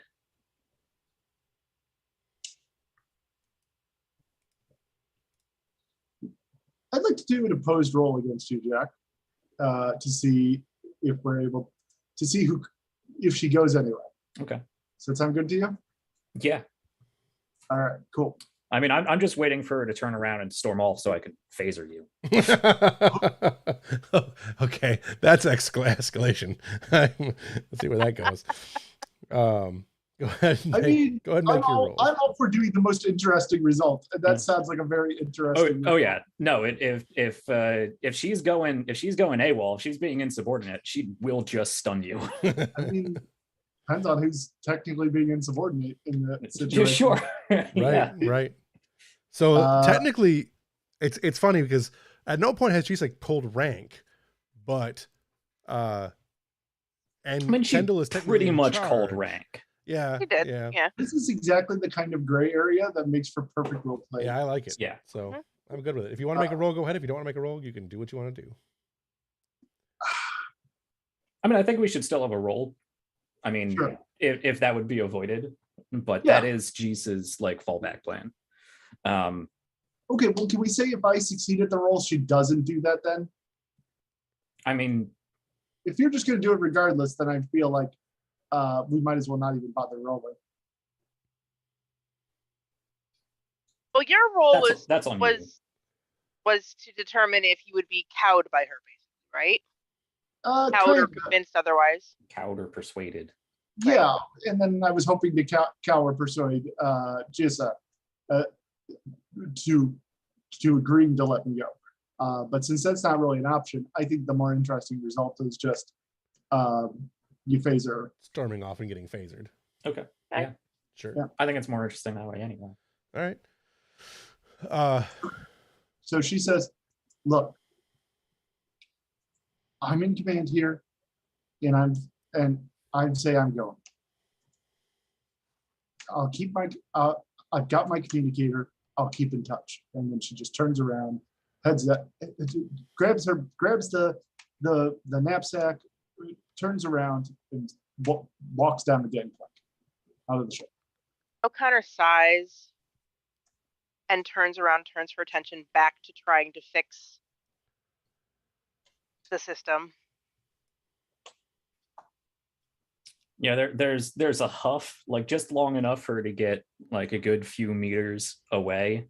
She slams down on the L cars again, steps outside, and calls out, "I'm not letting you get yourself killed on my command." Just gonna. Not even a warning shot, just Nope. zap him back. Yeah, just maximum stun, knock you right out. I'll let the roll succeed because it's more interesting. Yeah. Now. All right. So O'Connor goes down. Shut the Face of Connor. I shot the I'm wrong doing this on one. my own. I don't need you kids. That's your complication from earlier.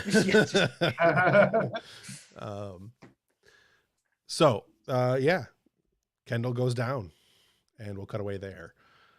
We'll cut away as Jesus dragging her back to the ship. I'm just picturing the Star Trek style stuntman flail as she falls to the ground into the dirt. Yeah. Right. So back to the ship. You have the communication relay set up. You have it ready to go. Everything is good. You also have stuff with anyone else that you want to do anything with, but what do you guys want to do? Who wants to do what?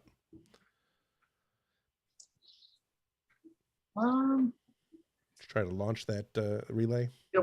What's next in like the project of getting the relay is ready to go. All you got to do is launch it. Okay. Having put the SSH on that, can he roll to assist to see if we can mitigate any of that complication at all? Nope. Okay. Nope, you got the complications. That's what you got. Okay.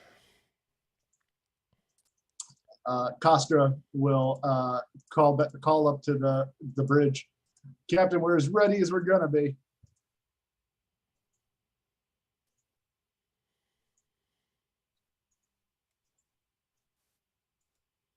All right, what's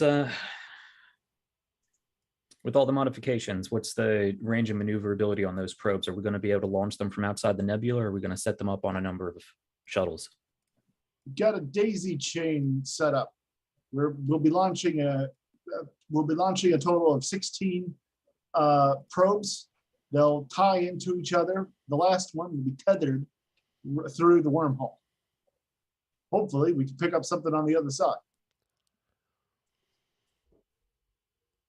Or at least tethered to where the wormhole was, because you guys haven't figured out how to open it yet. Open. But you've definitely got it set up so you can get to where the wormhole was, and you have another one ready to go through. You'll be able to pick up anything you want to pick up sensor-wise once you get there without setting a shuttle. So you've got probe capabilities, and you'll have comm systems on that, and you can launch the last one whenever you're ready. Just waiting on your order, sir. All right, get them loaded up. You can tell he's worried because he called you sir. All right, they're all loaded. Everything's good to go. You ready to fire? You can fire. Yeah, everything goes off. Mills makes the final calculations, any corrections you need to make, and then fires the. I think one of the few times that Ambrose is actually going to, like, Ambrose is usually happy to let Mills take over, the weapons and head a security bridge position, but he's actually going to stand up and walk. He's not going to take the position from her, but he is going to stand right behind her and very clearly be looking over Mills' shoulder and make sure all the calculations are correct. Okay. Everything looks good as far as that goes. She fires them out. They start lining up. The first one gets into place, the second one, and so on and so forth, up to the last one that gets into place. Everything appears to be good. The telemetry coming back is weak. It's weaker than you had expected it to be. Can I just add that I think Yezebeth is like calling them out as they get into position. Probe 1 is in position. Right. Probe 2 in position. Yep. Captain, I'm getting telemetry back, but it's pretty weak. Figured that would be a problem. We'll see if we can boost it. We just need basic telemetry at this point. We'll worry about boosting the signal when we know their signal to pick up. Right. You get the last one in place, and you guys can go ahead and make a science roll. Your difficulty is going to be 1 higher due to the complications. So 3. This will give you science on basically information that the Europa would have. Any potential ways to possibly open the rift or whatever might have caused the rift to open, that kind of thing. You definitely do not see shuttlecraft wreckage. You do detect the wreckage of the other ships that were there earlier, the same information that the other characters had, that there are the 3 different types of ship there, including the Bellerophon, a Cardassian ship, and a Jem'Hadar ship. You can also see that the level of neutrino and chronoton activity in the area is significantly higher. There's also evidence of phaser fire in the area. So in the book, the probes provide an advantage, right? I believe so. Regardless of whether that's factored into the difficulty of what we're rolling or not, I do have the right tool for the job as Yezebel. Okay. Where if it increases the advantage by 1 step if I'm using a tool. I do have to do opportunity cost here. So can I spend a momentum to gain that opportunity cost? Or I'm sorry, to gain that advantage? Sure. We'll just say that's you like tweaking refining the signal boosters and all that kind of stuff with the Europa's sensor feedback and all that stuff. Okay, great. Perfect. I don't think any of her joined personalities would apply in this situation. So I'm just going to go ahead and give it a roll. I would like to spend a momentum and invest and 2 threat. Give you 2 threat. Okay.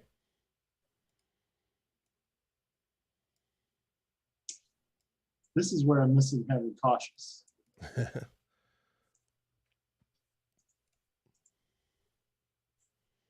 And I take it my sensors, does my sensors focus apply? Yes. And the ship will roll sensors and science, which I rolled. Awesome. And got 0, apparently. Difficulty was 3. You got the advantage, so it's 2. So it's 1, 2, 3, 4, 5 total successes. So 3. 6 total successes because I have dedicated focus and I got a success. So that's Nice. So you have 4 questions. You get all the information that you would have had before, all the information that the players had, but the characters did not. As far as the situation that happened there and everything that was found there. The only thing you don't know is obviously you don't know that they found the logs already, and you don't know that the dedication plaque isn't there. So She'll report, Captain, it looks like they went into the Bellerophon wreckage, and that's where they found whatever found them there. I'm getting the probes into position now, and I'm putting the last one through. And she'll say probe 16 in position, and what happens? So what you get is so far no additional things have opened up. You get the information. You get to see though that I'll go ahead and just give it to you with one of your questions that you have, because you had 4, so I'll give you 1. I'll take 1 and give this to you. You've got that. It seems like there was some kind of there's a lot of energy in the area, and additional energy may trigger the any kind of wormhole thing activity to happen. But it clearly requires additional energy to be expended. Gotcha. Captain, it's not opening up. I'm looking at the sensor data we have from the shuttle. It looks like there was a flash of energy shortly before the wormhole opened up. Looks like something triggered it. Maybe Particle we decay can- would suggest a phaser fire, low intensity. Any sign of other combat in the area? No. Shavings of duranium? All right. Captain, what if we fire our phasers? It might trigger the same energy cascade. It's the best we have to go on right now. Minimal intensity. Even with that, our phasers are going to be more powerful than a Type 9. But we'll see what happens. You do have a bit of a range to shoot that and get it in precise, especially with all the other stuff. So Mills is going to make an attack roll. Difficulty is going to be 3. But you can go ahead and make that roll. Unless Ambrose is going to undermine her and make the shot itself. True. Is there a way I could assist? Because again, he would walk back behind her and make sure everything looks. You'd be able to use any of the command abilities for there, but there wouldn't be an assist on the actual roll. Okay. Like I don't know what command abilities might play in there, but One of the command abilities is to literally have them roll and then assist the command. no, there you go. So you would roll, blah blah blah blah blah. Mills would roll to attack, which is the same as it would always be to attack, which I can't remember what the actual one there is. Let me look at your character sheet. I was going to go control security. Control security, yep, for the phasers. And then Would my tactical assist systems apply? yes, and then Ambrose, you would use either probably presence and command. Okay. To assist. Is this something I need to use a value for, or a determination for, or no. You can, but you don't need to. No, that's just it's one of the standard abilities that you get as the command of a starship. Okay. I knew you get those, but I guess I didn't. I guess I don't have them on this character sheet because I don't see it. I've got it. I'll paste it in chat. Okay. So you said what? Presence command. Presence and command, yeah. The ship assists with weapons and security. So am I rolling 1 die or 2? You're rolling 1. Okay.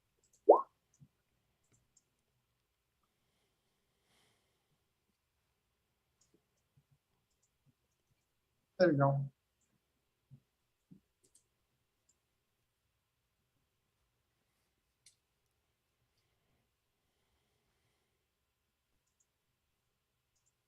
Okay. Cool. I'm assuming between inspiration, team dynamics, and shipboard tactical systems that I have focus in this. Sure. Another 2 for me. 2, 4 extras because you got 2 successes. So that will be, unless you have anything you want to spend those on, you've got 2 additional momentum. 1 and 2. You fire the phasers, and after a few seconds, there is a distinctive swirling of space, high expulsion of chronoton and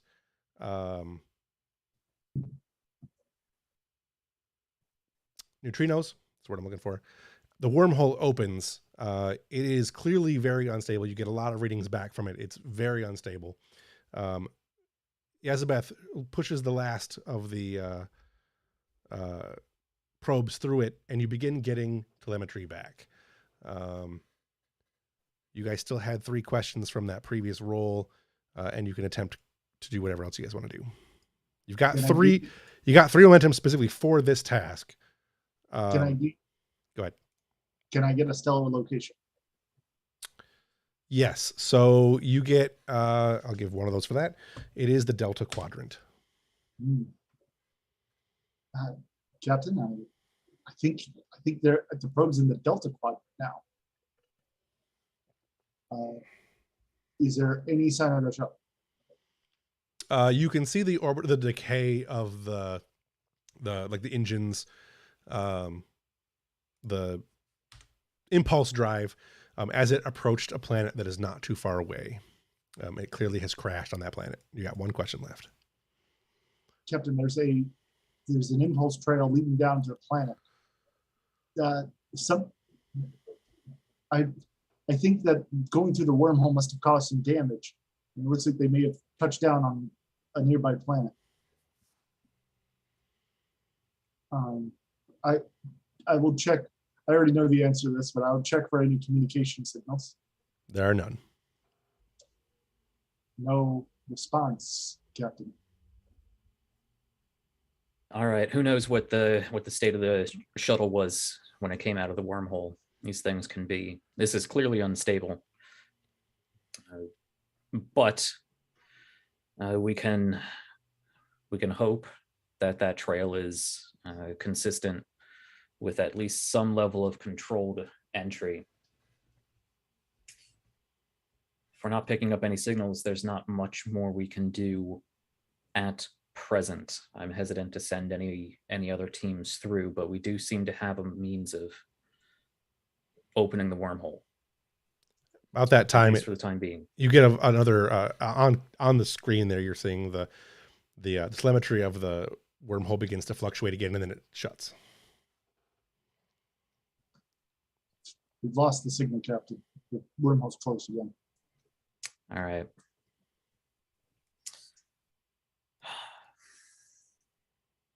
I take it the tether has been severed as well. It right? has. Yep. Although at Yazabeth's skill, you can imagine the probe will probably maintain station keeping where it's at. So if it reopens, you probably get signal again, unless something happens to the probe on the other side. Gotcha. Okay. I just wanted to know if we could do another probe into place. Yeah, because the probe went all the way through the wormhole. It's as long as it maintains station keeping, it's fine. Gotcha. What was the state of the probe coming out of the wormhole? It definitely fluctuated. There were definitely some issues with it. I forgot to use the complication. There was definitely a degraded signal from it. It had sustained some minor damage, but it was still intact. I mean, the probe obviously didn't crash on the planet. So. It did not. Yep. Yeah. The probes are much more simple systems too, so they, Yeah. It may have something to do with the mass. Maybe the larger an object is, this is purely her theorizing, but maybe the larger an object is, the more momentum it has to shunt. Right. Well, it looks like the wormhole shot them out deep enough in the gravity well of this planet that the heavier shuttlecraft was unable to compensate. Probes are a lot smaller, a lot lighter. Okay.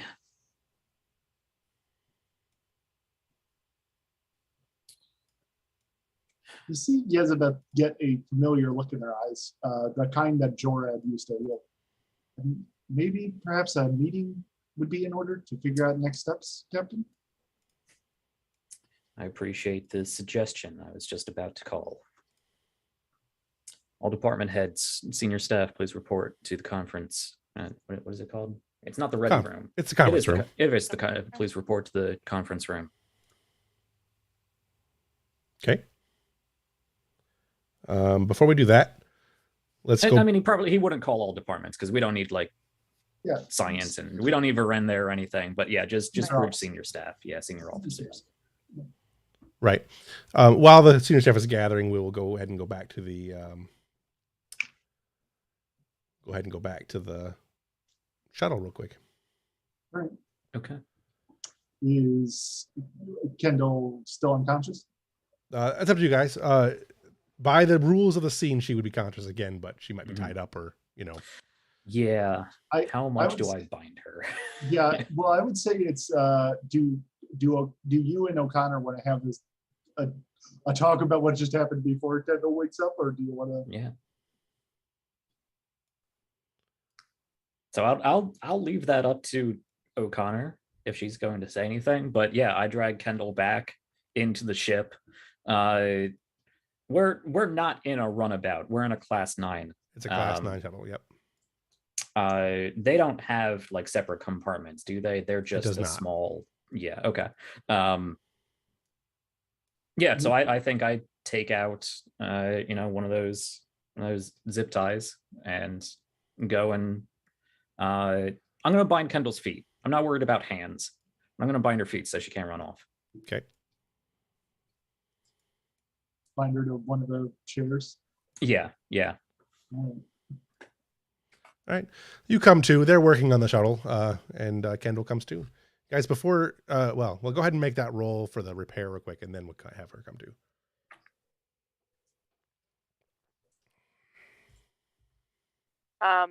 Well, O'Connor is not looking at Jisa and buried in her work. She will say, seemingly to no one, with all due respect, that might have been a little excessive. What? A little excessive. I'd agree. That's why I shot her.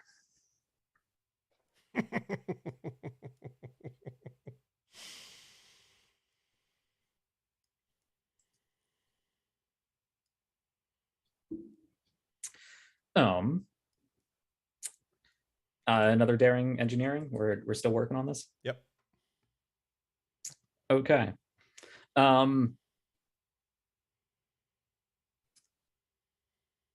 There's probably more important things to save this for later, but considering I just shot a fellow officer and we really need this to work, I think I am going to call upon my value. Someone has to make the tough calls. If others won't, I will. So where she's doing everything she needs to get this shuttle off the ground. She's already cannibalized systems. She's already shot Kendall. She's going to use whatever components, whatever weird, crazy, Maquis nonsense bypasses that she can recall. Anything she can think of to get this to work. And I'm going to use a determination to buy those 2 points. What happened there? Disregard that. Sorry. That's fascinating. No worries. All right, go ahead and make the roll. Okay.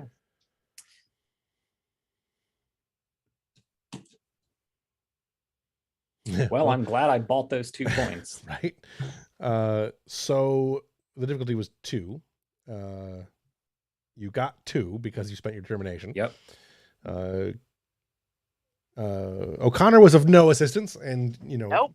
there's literally no reason why you can think this would work, but you managed to route 2 of the phasers.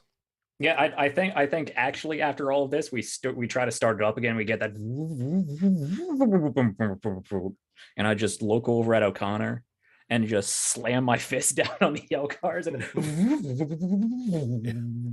Yep. But you're basically now powering the ship, at least in some respects, through 2 phaser bands, through the two of the hand phasers. But you've got, at the very least, planetary level energy for a limited time. Percussive maintenance does wonders. All right.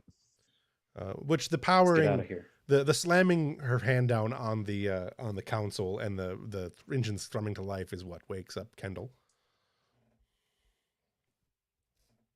So Kendall stirs awake, and it takes her a minute to figure out what happened. She goes, "Did we get attacked?" You decided to take a nap. A lot more productive that way. We got the ship working. We're heading out. I think Kendall's just going to take on. She's just going to look down and look morose, knowing that she got shot by a fellow officer. It's not exactly putting her in a good mood. Give me a quick insight and engineering roll, Kendall. Okay. Difficulty is 1. Just to see how insane this setup is. Yeah, just see if she recognizes the sounds of the engines being as bad as they are. It's not really a thing. It's way more of a Tong kind of thing, but Oh, Tong would have a conniption. Oh, that was only 1 die. Hold on. There you go. 2. Nice. Made this work, and I'm impressed, but don't ever do it again. all right, you got 2. So you definitely get that it's up and running, but you can hear the variance in the engines. Clearly this thing is running on the wrong kind of power, and it will only last so long before there's a high chance that it will strand you forever. So you definitely know that it's a dangerous situation that the shuttle is in long term. So, okay, when she realizes that, she'll say something. She'll say, "Wait, that noise. I've heard that noise. Jissa, you've got to shut off the engine. If that power variance cascades, it could destroy the shuttle." Yeah, I know. We push it past 60% throttle, it's going to blow up, but at least we're moving. She's going to struggle against her bonds, and she'll turn to O'Connor. O'Connor, she's going to kill us all.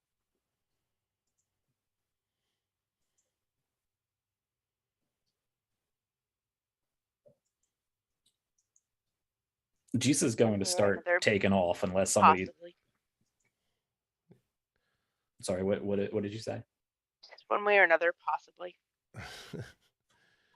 All right. You begin taking off. The variance is definitely there. It's stable enough for the moment that you're in flight. It's moving at, I mean, you're not moving at impulse speeds, but you're moving at pretty fast speeds. Mm-hmm. So it is moving, and you guys are heading towards the nearest city, or what was left of a city. We'll come back to that in 1 second because I want to end on that. So let's go back to the briefing room. You've got senior staff, including Foxwell is there just in case, because he is technically senior staff. He's currently the head of science. So I just have to turn off Jisa and back into the much more level-headed Ambrose.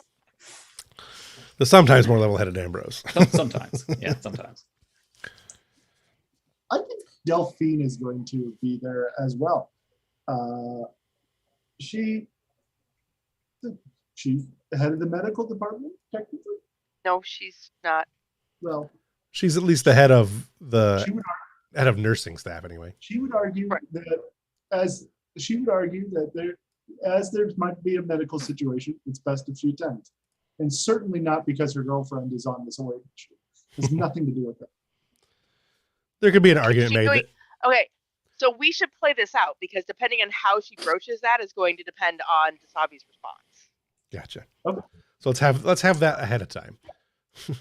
Yeah, I think we all walk into the room, and most of the senior staff, as usual, is on the bridge. So she's going to come in as we're just getting started. So Ambrose would stand up and get ready to speak, and then and then Delphine shows up.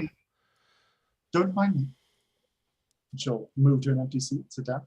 This is a senior staff meeting. Well, can we help you with something?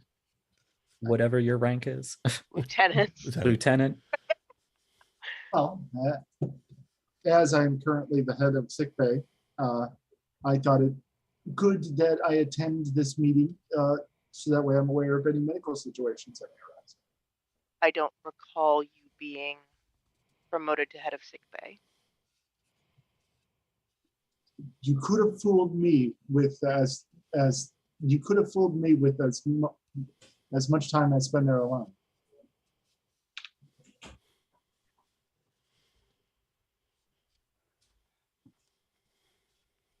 Lieutenant, I think it is best you return to your post. This is a conversation we can have later. There are other matters to attend to. Very well. And she'll stand and walk up. Okay. There's going to be a very clear,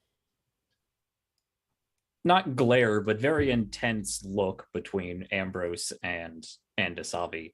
And I mean, Dasabi is telepathic, so she will definitely pick up.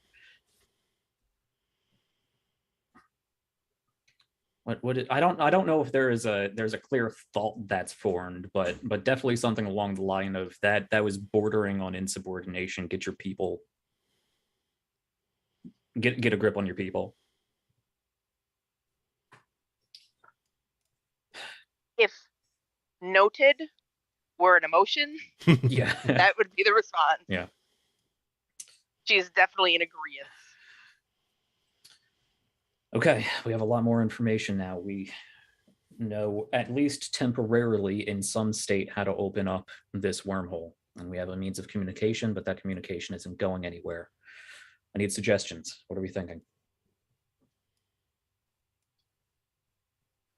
Elizabeth will be biting her nails, and she stares out the window, clearly thinking. And she'll say, what if energy seems to cause the rift to open? Perhaps that's the energy that caused the damage to the shuttle on the other side. If we can compensate for that, while we get the principal effect of the energy, but we keep it, but we limit it so that way it doesn't affect the ship, we might be able to get the Europa through with no damage. Of course, I don't know about taking the entire Europa, where well, the same principle would apply for a shuttle. Or Agreed. And there's no, without knowing that the same energy will open it on the other side, or that even can be opened on the other side. exactly. Now we may be able to hold the wormhole open if we can sustain that energy. if we time it correctly, if we can send them a message, if anyone's still alive, that is, if we can send them a message and Or if communications are still working. we can tell them that the shuttle will be open at, or the portal will be open at the wormhole will be open at a specific time, and we can open it for them, and then hopefully they can come on through. That could work. Could we send, in case their communications aren't working, did we get enough telemetry to pinpoint where that shuttle may have went down? Could we send a physical buoy through? Could we launch a message and simply crash it into the planet? It's shielded enough. Can we use one of the momentums on an obtained information to answer that question? Yeah, I'd say you guys, you don't even need to spend a momentum for that. It's something you could do. Perfect. Yes, we know where they are. If we can transmit it powerful enough, even if we can send the message through a powerful enough frequency, they should be able to pick it up on their personal communicators, even if their main communications is out. We should set up both.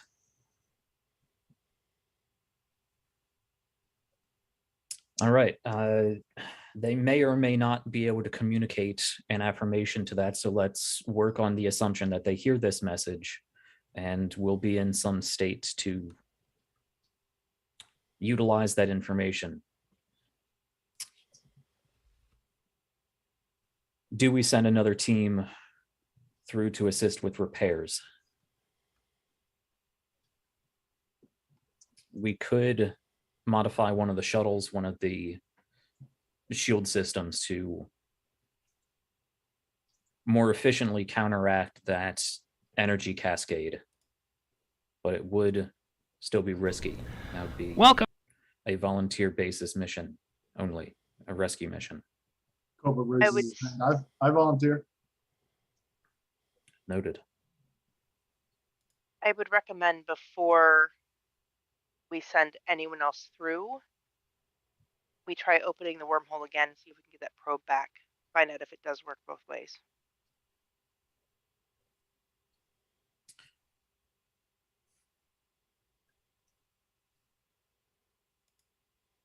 Would the probe be capable of coming back and then going back again? Because we're kind of going to need that probe there. Right. Yeah, it can't activate the thing on its own. It doesn't have any weapons on it. But yeah, if you opened it on this side, theoretically, you could bring it back and send it back. It might sustain damage, but you can also just make another probe. Yeah. Right. Yeah, I said the wrong words. I said the right thing, but the wrong words.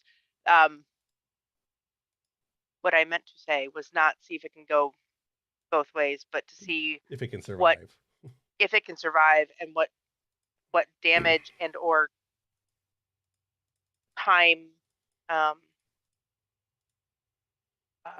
see if it comes back through. See if it is affected by any time dilations.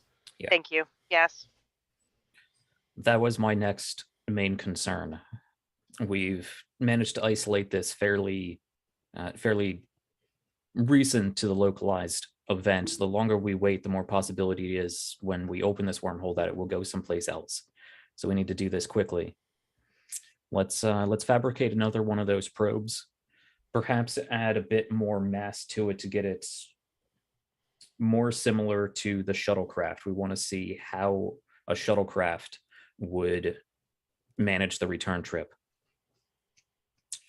We can send that through, bring it back, at the same time send out that communication, see how long we can maintain the opening of the wormhole, maybe get a response back, and then we can go from there.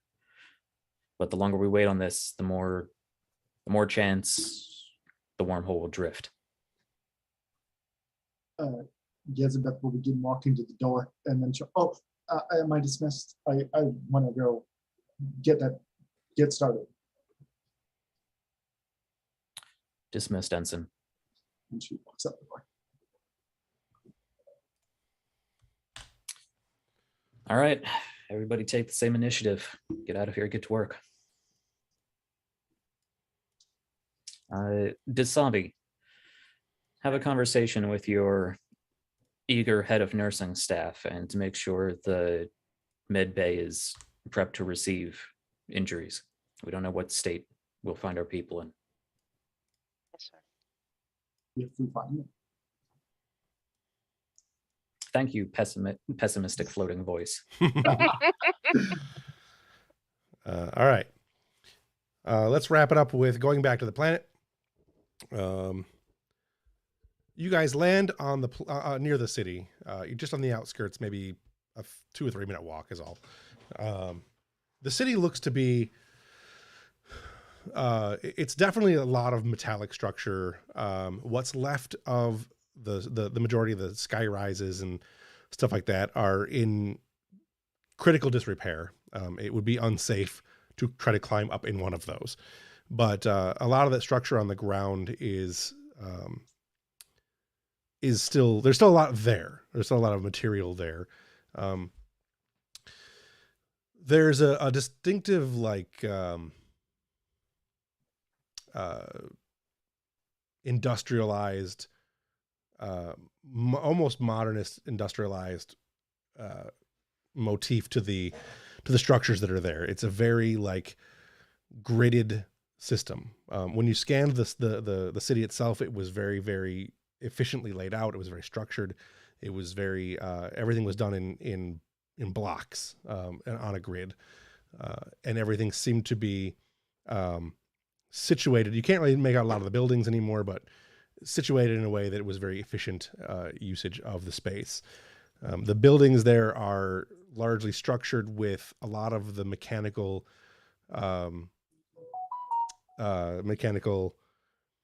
nuances, I guess. The mechanical infrastructure is on the outside of what you're seeing of the buildings. So they may have been on an interior at some point, but it's a lot of the exterior of the framing now. Without giving anything away just yet, there's definitely for Jisa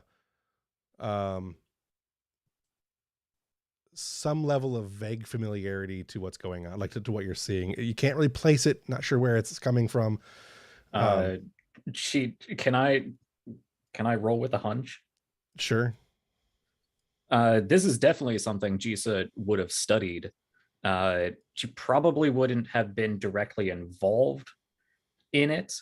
But study of the Borg and initial encounters with the Borg are probably, if not required teaching at the academy, and for security officers, normal continued training in the field, definitely something that would have been of interest to her.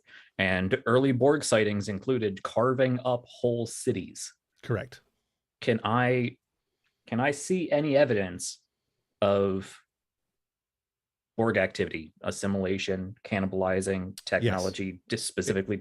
Yeah, it certainly looks like that is like this area has been largely cannibalized. It is in a lot of ways similar to the Borg, but there's a little bit of, it doesn't exactly match, but it's pretty close. Like, it's definitively in the same vein.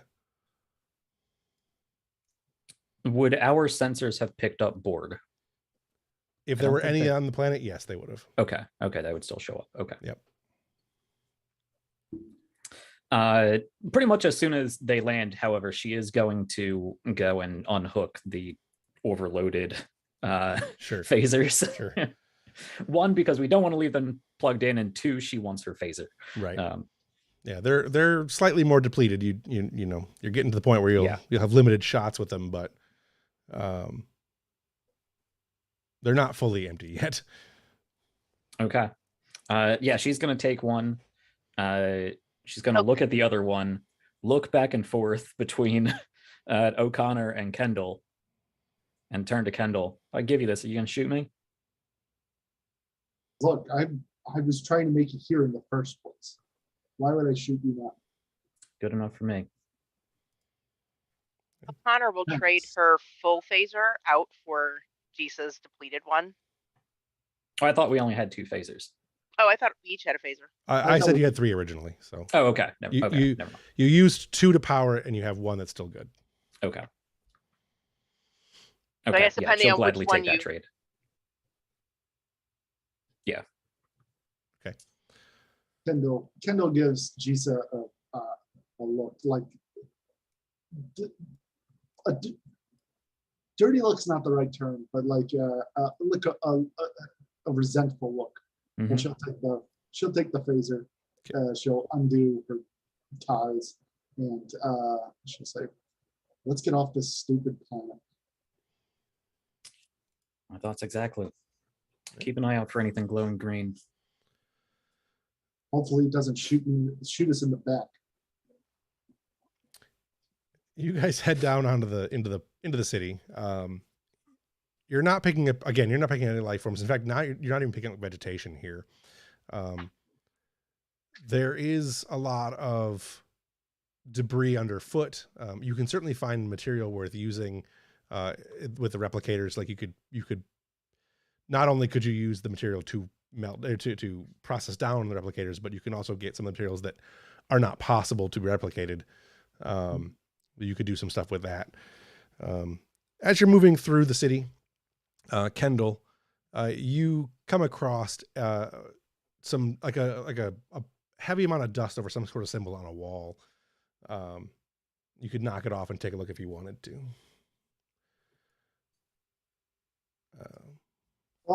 Yeah, she'll take samples. Right. You knock some of the dust off of the symbol that you see, and you see that symbol. Oh. Is that a symbol we should be familiar with? That's come on, that's the Borg symbol. That's the Borg symbol. Oh, that's the Borg. I didn't know the Borg had a symbol. Mm-hmm. It was only used in one episode. It was the one with Lore and the Borg. Yeah. Okay. And we'll end there. This is the origin of the Borg. No, that wouldn't make any sense. They carved out planets. So cities. With that, what moment stands out most to you this evening? Shooting Kendall. Yeah. That was a really good, like, we haven't had player character conflict like that. I've been waiting so long to play Jisa this way. It was fun. Oh, it was a lot of fun. This is so Jisa, and I've been really wanting a Jisa episode. Yeah, this has been great. Like, this is exactly what I was talking about when I asked you for a shuttle crash episode. Mm-hmm. This is perfect. Beautiful. Yeah. Love it. Yeah. All right. Enjoyed all of it. I have no notes. Okay. Anyone else have a moment that stands out most? Shooting Jisa is one, or Jisa shooting Kendall. You got one, Ev?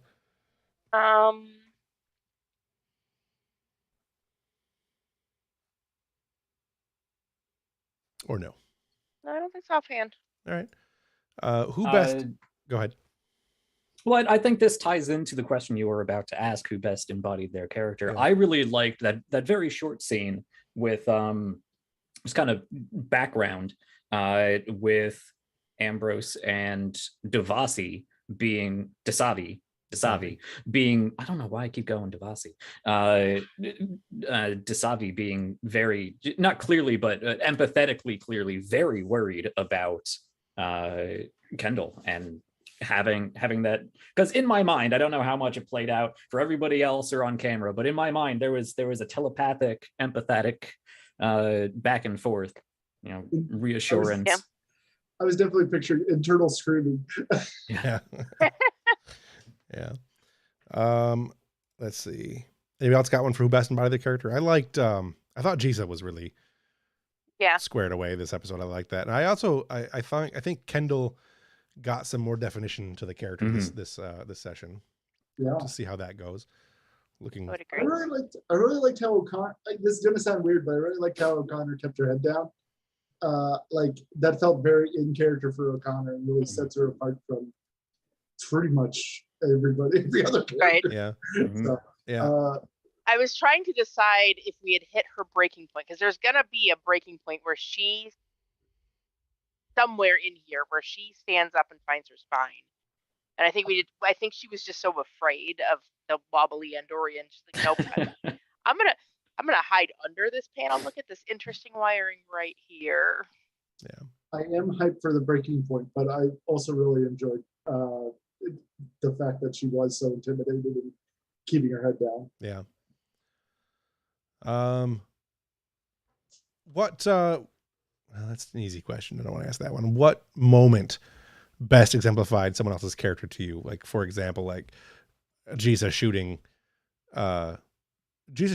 Kendall is a good one. I don't think that's the one that exemplifies her character the best, though. I think the one that exemplifies Jisa the best is rigging the phasers into the shuttlecraft to get it going.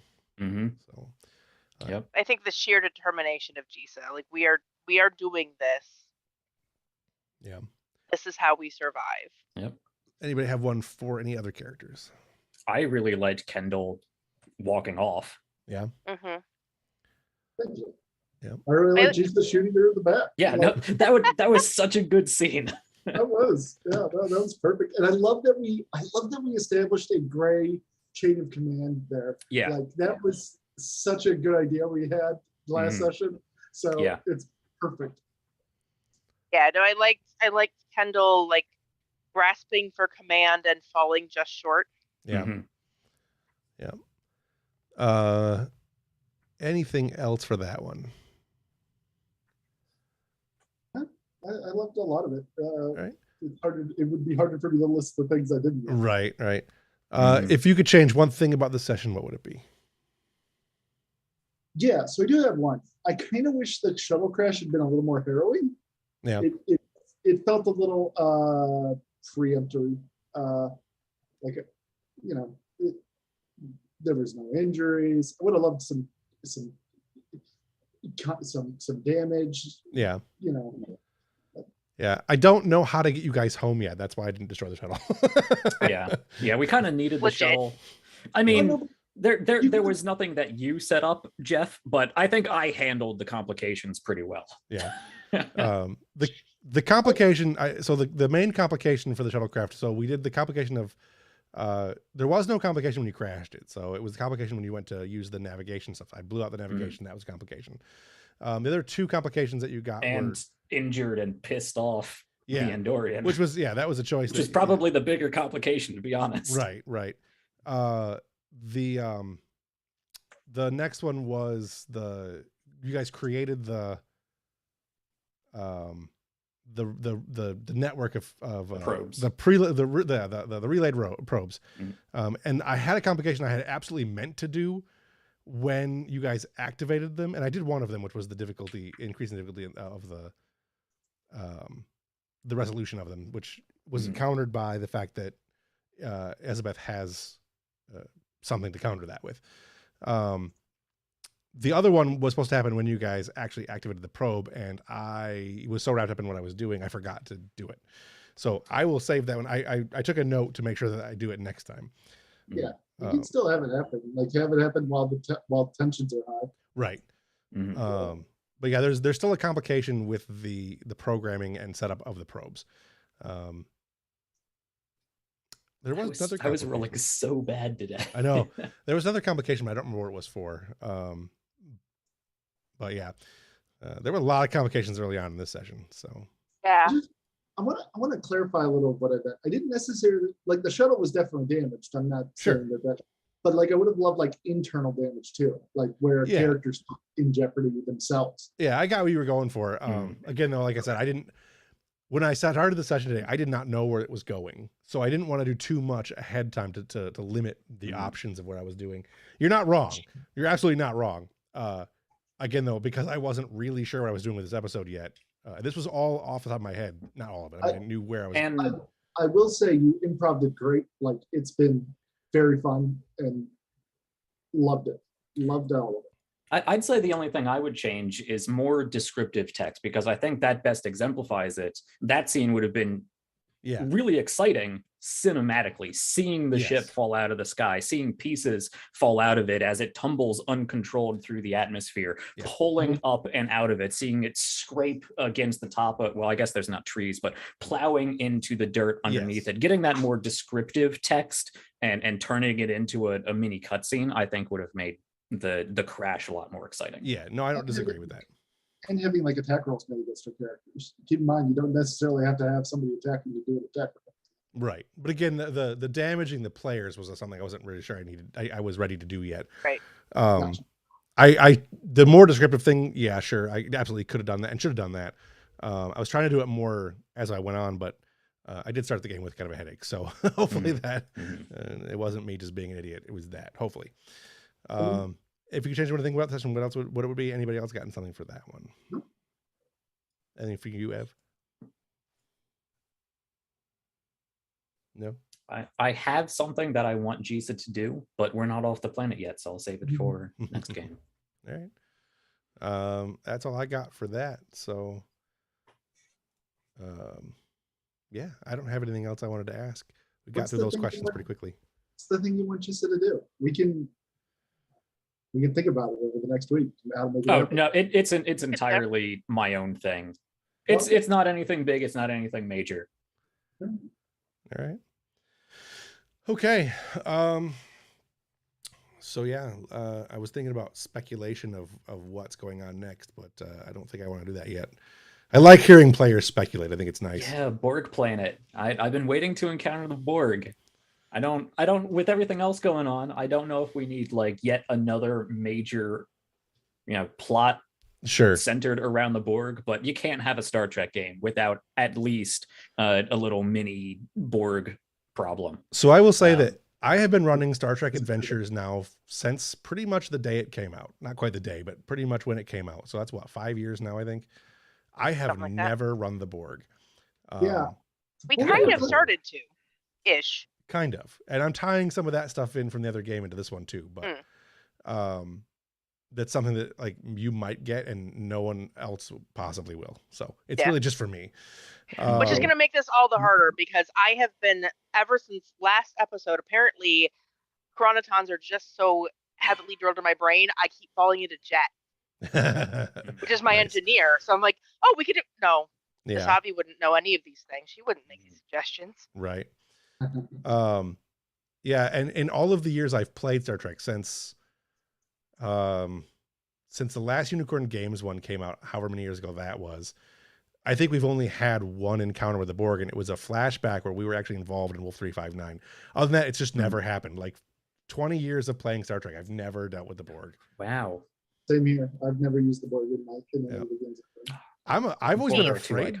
I've always been afraid to use them because they're just so iconic, and you either get them.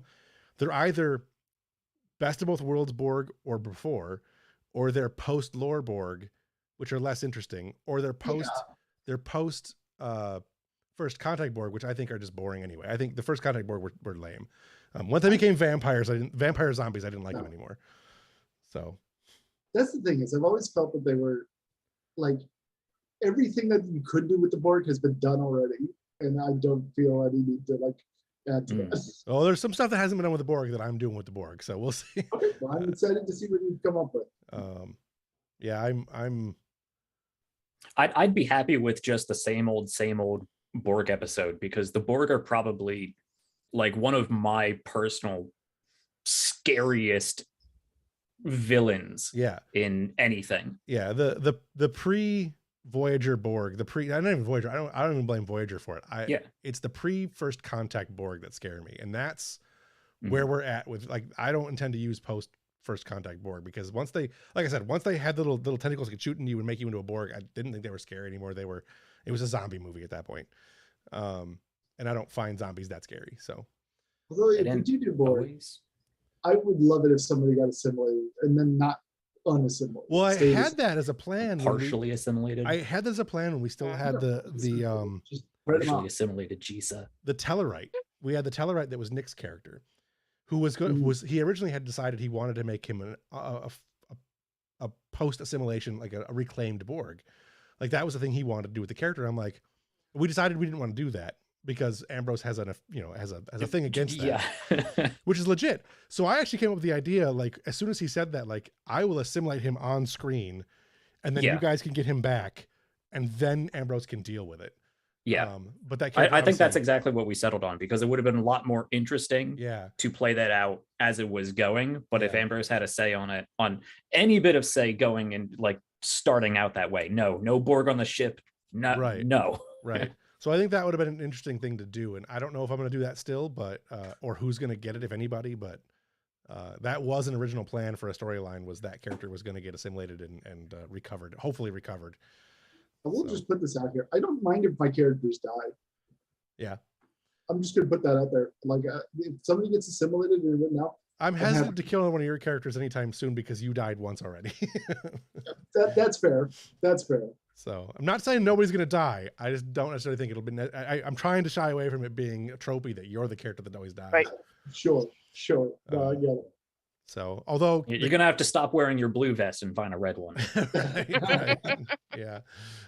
So we'll see how that goes. I've got a lot more that I want to do this season and next season. We'll tie, like I said, they're going to tie together. There's a lot going to happen. For anyone listening, we're going to be doing next week, because we're back to a weekly schedule, sort of. So next week we're going to play, and then we're going to have some time off. We're going to take some time off because Brian's got a game that he joined on. I think, is that going to be a streamed game, Brian? It's abandoning us. Oh, it's not going to be streamed. That's too bad. I was saying if it's streamed, I was going to promote the stream for it. Oh, no, sorry. In the meantime, though, like he's going to get a chance to play with a group that is new and exciting for him. So not us old boring people anymore. And then when we get back to it, there may be a session. I'm going to try to work up a session to do in there, a one-time session that'll be interesting with just,